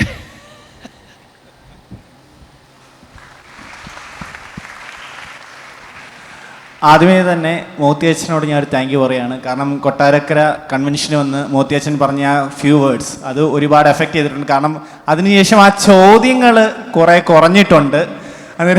അതിനാദ്യമേ ഒരു താങ്ക് യു. പിന്നെ എനിക്ക് ചോദ്യം ചോദിക്കാനുള്ള ബെന്യാമിൻ സാറിനോടാണ്. ഞാൻ 7ാം ക്ലാസ്സിൽ പഠിക്കുമ്പോൾ ഒരു കോമ്പറ്റീഷൻ്റെ ഭാഗമായിട്ടാണ് ആടുജീവിതം വായിക്കുന്നത്. ആദ്യമേ തന്നെ അതുവരെ ഞാൻ വലിയ പുസ്തകങ്ങൾ വായിക്കാറില്ല. ഒറ്റയിരിപ്പിന് ഞാൻ ആ പുസ്തകം വായിച്ചു തീർത്തു. അതിനുശേഷമാണ് ഈ റിട്ടൺ ലിറ്ററേച്ചറിൽ എനിക്കൊരു ഇൻട്രസ്റ്റ് തോന്നിയതും ഒരു വായനയിലേക്ക് ഞാൻ വന്നു വീണതും. അതേപോലെ ഇമ്പാക്റ്റ്ഫുൾ ആയിട്ടുള്ള, അതേപോലെ ഒരു ഇമ്പാക്റ്റ് തന്നിട്ടുള്ള അല്ലെങ്കിൽ സിമിലർ ആയിട്ടൊരു ഇമ്പാക്റ്റ് തന്നിട്ടുള്ള ബുക്കുകൾ സാറിന് ബെന്യാമിൻ സാറ് ഒന്ന് സജസ്റ്റ് ചെയ്യുക. സാർ വായിച്ചിട്ടുള്ള അതേപോലെയുള്ള ഇമ്പാക്റ്റ്ഫുൾ ആയിട്ടുള്ള വർക്കുകൾ. അത് പറയുന്നതിൽ ഒരു ബുദ്ധിമുട്ടുണ്ട്. അതാണ് ചോദിച്ചാൽ, ഒരു മനുഷ്യനിൽ ഇമ്പാക്റ്റ് ഉണ്ടാക്കുന്ന ഒരു പുസ്തകമായിരിക്കില്ല മറ്റൊരാൾക്ക് ഇമ്പാക്റ്റ് ഉണ്ടാക്കുന്നത്. കാരണം നമ്മൾ വായിക്കുന്ന സാഹചര്യം, നമ്മളുടെ മാനസികാവസ്ഥ, നമ്മളുടെ അഭിരുചി, നമ്മളുടെ ഇഷ്ടങ്ങൾ, ഇതുമായിട്ടൊക്കെ ചേർന്ന് വെച്ചുകൊണ്ടാണ് പലപ്പോഴും നമുക്ക് ഒരു പുസ്തകത്തോട് ഭയങ്കരമായ ഇഷ്ടമുണ്ടാകുന്നത്. ഇപ്പോൾ എൻ്റെ ജീവിതത്തിൽ എനിക്ക് ഏറ്റവും എന്നെ സ്വാധീനിച്ച പുസ്തകങ്ങളിലൊന്ന് 1915 നൊബേൽ സമ്മാനം കിട്ടിയിട്ടുള്ള റൊമെയിൻ റോളിൻ്റെ ജീൻ ക്രിസ്റ്റഫ് എന്ന് പറയുന്ന ഒരു പുസ്തകമാണ്. അത് 2000 പേജുകളുള്ള വലിയ പുസ്തകമാണ്. അന്ന് ഒരു 22-23 വയസ്സുള്ളപ്പോൾ ഞാനത് വായിക്കുമ്പോൾ എന്നിലുണ്ടാക്കിയ ഒരു വലിയ ഇമ്പാക്റ്റ് ഉണ്ട്. അതുവരെ ഞാൻ ജീവിതത്തെ കണ്ടിട്ടുള്ള കാഴ്ചപ്പാടിൽ നിന്ന് വ്യത്യസ്തമായി ജീവിതത്തെ നോക്കിക്കാണാൻ, ജീവിതമെന്ന് പറയുന്നത് എപ്പോഴും വിജയങ്ങളുടേത് മാത്രമല്ല, അത് ദുഃഖങ്ങളുടേത്, ദുരിതങ്ങളുടേത്, പ്രയാസങ്ങളുടേത്, സങ്കടങ്ങളുടേത് കൂടിയാണ് എന്നും അതിനെ കൂടി ഇങ്ങനെ നിരന്തരം നേരിട്ട് പോകുമ്പോഴാണ് യഥാർത്ഥത്തിൽ നാം വിജയം വരിച്ചു എന്ന് നമുക്ക് സ്വയം ബോധ്യമാവുന്നത് എന്ന് എന്നെ പഠിപ്പിച്ച പുസ്തകമാണിത്. അത് നിങ്ങൾക്കറിയാവുന്ന പോലെ ഈ ലോകത്തിലെ ഏറ്റവും വലിയ സംഗീതജ്ഞന്മാരിൽ ഒരാളായിരുന്ന ബിഥോവൻ്റെ ജീവിതത്തെ ആസ്പദമാക്കി എഴുതിയിട്ടുള്ള പുസ്തകമാണത്. അപ്പോൾ ആ ഒരു പുസ്തകം വായിക്കുമ്പോൾ ഇപ്പോൾ ഈ പ്രായത്തിൽ ഞാനത് വായിച്ചാൽ ഒരു പക്ഷേ എനിക്കൊരിക്കലും ആ ഇമ്പാക്റ്റ് ഉണ്ടായിക്കൊള്ളണമെന്നില്ല ആ പുസ്തകത്തെ. കാരണം ഞാൻ അതിനുശേഷം ധാരാളം പുസ്തകങ്ങളിലൂടെയും ജീവിതാനുഭവങ്ങളിലൂടെയും ജീവിത വീക്ഷണത്തിലൂടെയും ഒക്കെ കടന്നു പോയിട്ടുള്ളതുകൊണ്ട്, അതുകൊണ്ട് നമ്മൾ ഓരോരുത്തരുടെയും ചിന്താഗതിക്കും നമ്മുടെ സ്വപ്നത്തിനും അനുസരിച്ച് പുതിയ പുതിയ കൃതികൾ വായിക്കുകയോ തിരഞ്ഞെടുക്കുകയോ ചെയ്യുകയാണ് വേണ്ടതെന്ന് എനിക്ക് തോന്നിയിട്ടുണ്ട്. അല്ലാതെ ഏതെങ്കിലും പ്രത്യേകിച്ച് കൃതികൾ വായിക്കുക, ഇപ്പം വളരെ തീക്ഷ്ണമായ ജീവിതാനുഭവമാണ് വായിക്കേണ്ടത് എങ്കിൽ ഞാൻ എപ്പോഴും പറയാനുള്ളത് മല്ലിക ഉഫ്കീർ എന്ന് പറയുന്ന ഒരു പെൺകുട്ടിയുടെ ലാ പ്രിസണർ എന്ന് പറയുന്ന ഒരു ആത്മകഥയുണ്ട്. മൊറോക്കയിലെ പട്ടാള മേധാവിയായിരുന്ന ഉഫ്കീറിൻ്റെ മകളാണ് മല്ലിക ഉഫ്കീർ. അവൾ 19 വയസ്സ് വരെ ജീവിച്ചത് മൊറോക്കൻ രാജാവിൻ്റെ കൊട്ടാരത്തിലാണ്. 19 വയസ്സിൽ അവളുടെ അച്ഛനും കുറച്ച് അനുയായികളും കൂടി ഈ മൊറോക്കൻ രാജാവിനെ കൊല്ലാൻ ശ്രമിച്ചു എന്നതിൻ്റെ പേരിൽ അവളുടെ അച്ഛനെയും കുറേ പട്ടാള മേധാവികളെയും രാജാവിൻ്റെ അനുയായികൾ വെടിവെച്ച് കൊല്ലുകയാണ്. ആ ദിവസം മുതൽ പിന്നീടുള്ള 15 വർഷക്കാലം അവൾ മരുഭൂമിയിലെ ഒരു ഏകാന്തമായ തടവറയിലാണ് ജീവിച്ചത്. ഈ 15 വർഷക്കാലം അവൾ എങ്ങനെയാണ് ജീവിച്ചത് എന്നതിൻ്റെ ഏറ്റവും മനോഹരമായ ആവിഷ്കാരമാണ് ലാ പ്രിസണർ എന്ന് പറയുന്നത്. അവളുടെ അമ്മ, അവളുടെ സഹോദരന്മാർ, അവരുടെ വീട്ടിലെ 2 വേലക്കാരികൾ എന്നിവർ 15 വർഷക്കാലം മരുഭൂമിയിലെ ഒറ്റപ്പെട്ട ജയിലിൽ ഇങ്ങനെ കഴിയുകയാണ്. അവർക്ക് പരസ്പരം കാണാൻ കഴിയില്ല. അവർക്ക് പക്ഷേ പരസ്പരം കേൾക്കാൻ കഴിയും അപ്പുറത്തെ മുറിയിൽ. ഈ 15 വർഷവും അവർ പരസ്പരം കഥകൾ പറഞ്ഞുകൊണ്ടാണ് ജീവിച്ചത്. ഒരാളൊരു മുറിയിൽ നിന്ന് കഥ പറയും. ജയിലിൽ കിടക്കുകയാണ്, വേറൊന്നും ചെയ്യാനില്ല. പട്ടാളക്കാർ വന്നിട്ട് പാത്രത്തിൽ ഭക്ഷണം വെച്ചു കൊടുക്കും. പുറം ലോകവുമായി യാതൊരു ബന്ധവുമില്ല, യാതൊന്നും ഒരു കാഴ്ചയുമില്ല. കേൾക്കാനുള്ളത് ശബ്ദം മാത്രമായതുകൊണ്ട് ഇവർ പരസ്പരം കഥ പറഞ്ഞ് ഇവളൊരു മുറിയിൽ നിന്നൊരു കഥ വെറുതെ കെട്ടുകഥ പറയും, അപ്പുറത്ത് നിന്ന് അമ്മയത് പൂരിപ്പിക്കും, സഹോദരനത് പൂരിപ്പിക്കും. അങ്ങനെ കഥകൾ പറഞ്ഞാണ് 15 വർഷക്കാലം ഞങ്ങൾ ജീവിച്ചത് എന്ന് പറയുന്ന ഒരനുഭവം പറയുന്ന വളരെ തീക്ഷ്ണമായ ഒരു പുസ്തകം. അല്ലെങ്കിൽ ഇപ്പോൾ വായിച്ചുകൊണ്ടിരിക്കുന്ന പുസ്തകത്തിൻ്റെ പേര് ബോൺ എ ക്രൈം എന്നാണ്. ട്രെവോർ നോഹ എന്ന് പറയുന്ന ഒരു സ്റ്റാൻഡപ്പ് കൊമേഡിയനെ നിങ്ങൾ കേട്ടിട്ടുണ്ടോ എന്നറിയില്ല. അദ്ദേഹം വളരെ പ്രശസ്തനായ സ്റ്റാൻഡപ്പ് കൊമേഡിയനാണ്. അദ്ദേഹത്തിൻ്റെ ആത്മകഥയാണ് ബോൺ എ ക്രൈം. അത് ദക്ഷിണാഫ്രിക്കയിലെ അപ്പാർത്തീഡിൻ്റെ കാലത്ത്, വർണ്ണവിവേചനത്തിൻ്റെ കാലത്ത് വൈറ്റായ പിതാവിനും ബ്ലാക്കായ മാതാവിനും ജനിച്ച ഒരു പുത്രൻ എന്ന നിലയിൽ അയാൾ അതിൻ്റെ ജീവിതത്തിൽ നേരിട്ടുള്ള സംഘർഷങ്ങളെക്കുറിച്ച് പറയുന്ന ഒന്നാണ്. എന്താണ് അപ്പാർത്തീഡ് എന്നതിനെ സംബന്ധിച്ചുള്ള കൃത്യമായ ഒരു വിവരണം നമുക്ക് ആ പുസ്തകത്തിൽ കിട്ടും. അങ്ങനെ ധാരാളം പുസ്തകങ്ങൾ നമുക്ക് വേണമെങ്കിൽ പറയാൻ കഴിയും. പക്ഷേ ഇത് നിങ്ങളുടെ അഭിരുചിക്കനുസരിച്ച്, ഇപ്പോൾ നിക്കോസ് കസിൻസാക്കിസിൻ്റെ കൃതികൾ, നിങ്ങൾ ആത്മീയ കൃതികളെക്കുറിച്ചാണ്, ക്രൈസ്തവീയ മൂല്യങ്ങളെ പിൻപറ്റുന്ന പുസ്തകങ്ങളെക്കുറിച്ചാണെങ്കിൽ ഒരുപക്ഷെ നിക്കോസ് കസിൻസാക്കിസിൻ്റെ പുസ്തകങ്ങളെക്കുറിച്ച് പറയേണ്ടി വരും. അദ്ദേഹത്തിൻ്റെ ലാസ്റ്റ് ടെംപ്ടേഷൻ ഓഫ് ക്രൈസ്റ്റോ അല്ലെങ്കിൽ സോർബ ദ ഗ്രീക്കോ അങ്ങനെയുള്ള കൃതികൾ എടുത്തു വായിച്ചാൽ നിങ്ങൾക്ക് അത്തരത്തിലുള്ള ഒരു വലിയ ആത്മീയ ചൈതന്യം, ക്രിസ്തു എന്താണ് എന്ന് പറയുന്ന തരത്തിലേക്കുള്ള ഒരു പുസ്തകങ്ങളിലേക്ക് വരാം. പൗലോ കൊയ്ലോയുടെ പുസ്തകങ്ങൾ വായിക്കുന്നവരുണ്ട്. ഒരുപക്ഷെ ഡിറ്റക്റ്റീവ് നോവലുകളാണ് ഇഷ്ടപ്പെടുന്നതെങ്കിൽ ഡാൻ ബ്രൗണിൻ്റെ പുസ്തകങ്ങളിലേക്ക് പോകുന്നുണ്ട്. കുറേ കൂടി ആഴമുള്ള പുസ്തകങ്ങളാണ് നിങ്ങൾക്ക് ആവശ്യപ്പെടുന്നതെങ്കിൽ ഒരുപക്ഷെ ആനന്ദിൻ്റെയോ ഒ വി വിജയൻ്റെയോ പുസ്തകങ്ങളെക്കുറിച്ച് പറയേണ്ടി വരും. അതുകൊണ്ട് ഏതെങ്കിലും ഒരു പ്രത്യേക പുസ്തകത്തെക്കുറിച്ച് പറഞ്ഞുകൊണ്ട് അല്ലെങ്കിൽ 5 or 10 പുസ്തകങ്ങളെക്കുറിച്ച് പറയുകയും നിങ്ങളത് വായിക്കുകയും ചെയ്താൽ ഒരുപക്ഷെ നിങ്ങളെ അതുപോലെ സ്വാധീനിച്ചു കൊള്ളണമെന്നില്ല. അതുകൊണ്ട് നിങ്ങൾ ലൈബ്രറിയിൽ പോയി പുസ്തകങ്ങൾക്കിടയിലൂടെ നടക്കുകയും അതിലേതെങ്കിലും ഒരു പുസ്തകം നിങ്ങളെ വല്ലാതെ സ്വാധീനിക്കുകയും അത് വായിക്കുകയും ചെയ്യുകയാണ് വേണ്ടതെന്ന് എനിക്ക് എപ്പോഴും തോന്നാറുണ്ട്. എൻ്റെ പേര് അജിൻ കെ ജോൺ എന്നാണ്. ഞാൻ ഹയർ സെക്കൻഡറി സ്കൂൾ അധ്യാപകനാണ്. ഞാൻ മർത്തോമ കോളേജിൽ പഠിച്ച എൻ്റെ ചോദ്യം ബ്ലെസ്സി സാറിനോടാണ്. ഇപ്പോഴത്തെ പുതിയ സിനിമകൾ എല്ലാം എന്താ പറയുക, എനിക്കിഷ്ടമാണ്. പക്ഷേ ഒരു ബൈബിൾ ബേസ്ഡ് ഒരു സിനിമ പ്രൊഡ്യൂസ് ചെയ്യാൻ പറ്റുമോ ചോദിക്കുക, എൻ്റെ ചോദ്യമാണ്. ബൈബിൾ ബേസ്ഡ്, അത് എല്ലാവർക്കും ബൈബിൾ വായിക്കാറുണ്ടോ എന്ന് എനിക്ക് തോന്നുന്നില്ല. അപ്പം ബൈബിൾ ബേസ്ഡ് ഒരു ചിത്രീകരിച്ചാൽ നന്നായിരിക്കും.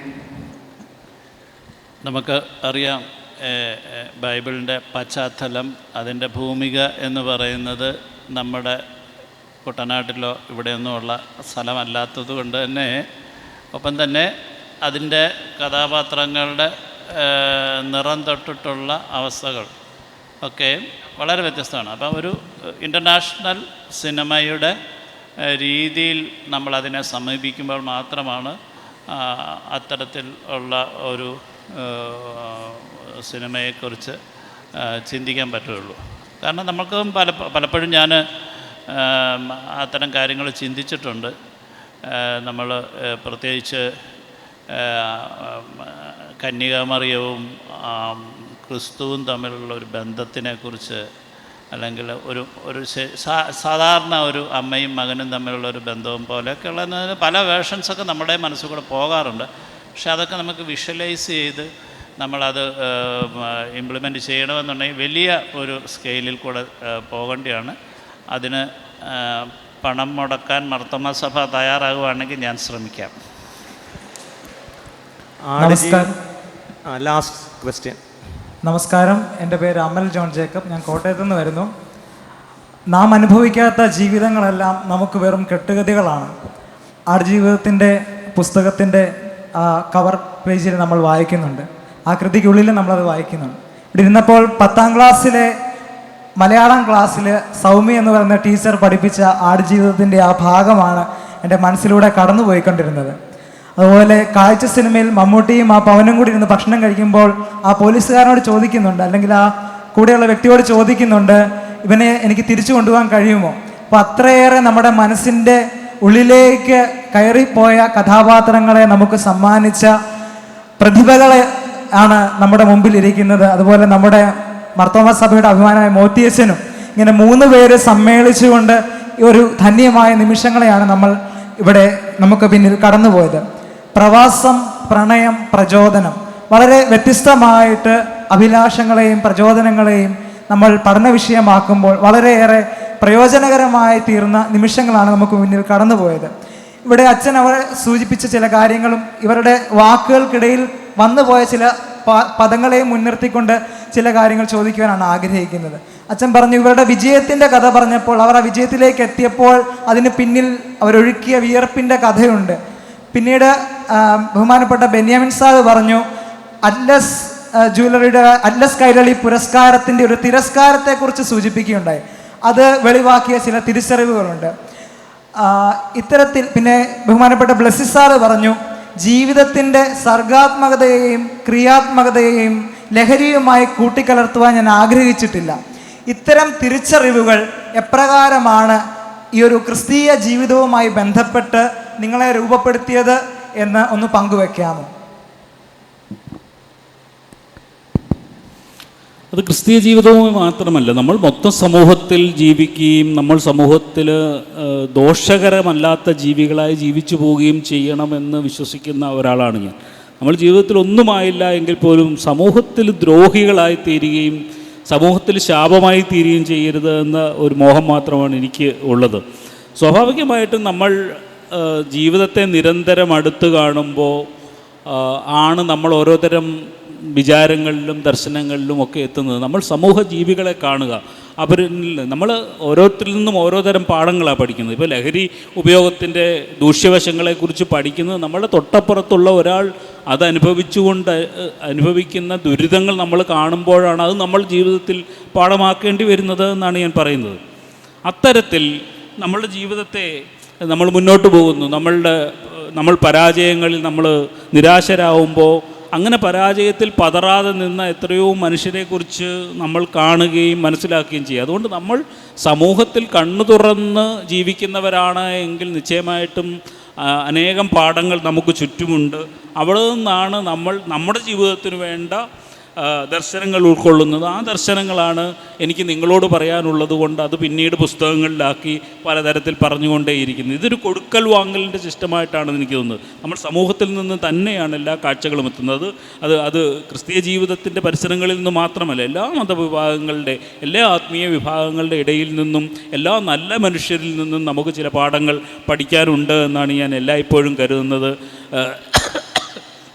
അത് നിരന്തരം പഠിച്ചുകൊണ്ടേയിരിക്കുകയും ചെയ്യുന്നുണ്ട്. ഇപ്പോഴും നമ്മൾ പുതിയ മനുഷ്യരെ കാണുന്നു, അവരിൽ നിന്നൊരു വാക്ക് കേൾക്കുന്നു, അവരിൽ നിന്നൊരു പുതിയ കാര്യം പഠിക്കാനുണ്ട് എന്ന് വിചാരിക്കുന്ന ഒരാളാണ് ഞാൻ.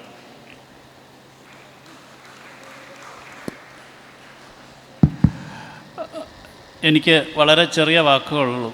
എന്തുകൊണ്ട് ഞാൻ അങ്ങനെയൊക്കെ ആയില്ലെങ്കിൽ അതിൻ്റെ മുഖ്യ കാരണം എൻ്റെ അമ്മയാണ്. എനിക്ക് 3 വയസ്സുള്ളപ്പോഴാണ് എൻ്റെ പിതാവ് എനിക്ക് നഷ്ടപ്പെട്ടത്. പിന്നീടുള്ള 13 വർഷക്കാലം, 16 വയസ്സ് വരെ എൻ്റെ അമ്മ എന്നോട് എത്രത്തോളം സ്നേഹത്തിൽ ഈ ജീവിതത്തിനെ കാണിച്ചു തന്നു എന്നുള്ളത് ബാക്കി വെച്ചുകൊണ്ടാണ് ഞാനിപ്പോഴും ജീവിക്കുന്നത്. ഞാൻ വഴിതെറ്റുമ്പോൾ വേദനിക്കുന്നത് എൻ്റെ അമ്മയുണ്ടായിരുന്നെങ്കിൽ അമ്മയാകുമല്ലോ എന്നുള്ളൊരു വേദനയാണ് എന്നെ അത്തരം വഴിയിലൂടെ നയിക്കാത്തത് എന്നുള്ളതാണ് ഏറ്റവും വലിയ സത്യം. എല്ലാവരോടും നന്ദി അറിയിക്കട്ടെ. ഈ സെഷൻ ഇവിടെ വിരാമം കുറിക്കുകയാണ്. പ്രിയപ്പെട്ട ബെന്യാമീനും ബ്ലെസ്സിയും വിശ്വവിഖ്യാതർ, ലോകത്തെല്ലായിടത്തുമുള്ള മലയാളികൾ നെഞ്ചിലേറ്റിയ പ്രതിഭാധനർ, നമ്മളിൽ ഒരാളായി നമ്മുടെ ചോദ്യങ്ങൾക്ക് വളരെ ഹൃദയപൂർവ്വം മറുപടി പറഞ്ഞു, നമ്മോട് സംസാരിച്ചു. എല്ലാവരുടെയും നാമത്തിൽ ഈ പ്രിയപ്പെട്ട 2 പേരോടും നമുക്കുള്ള നന്ദി അറിയിക്കുന്നു.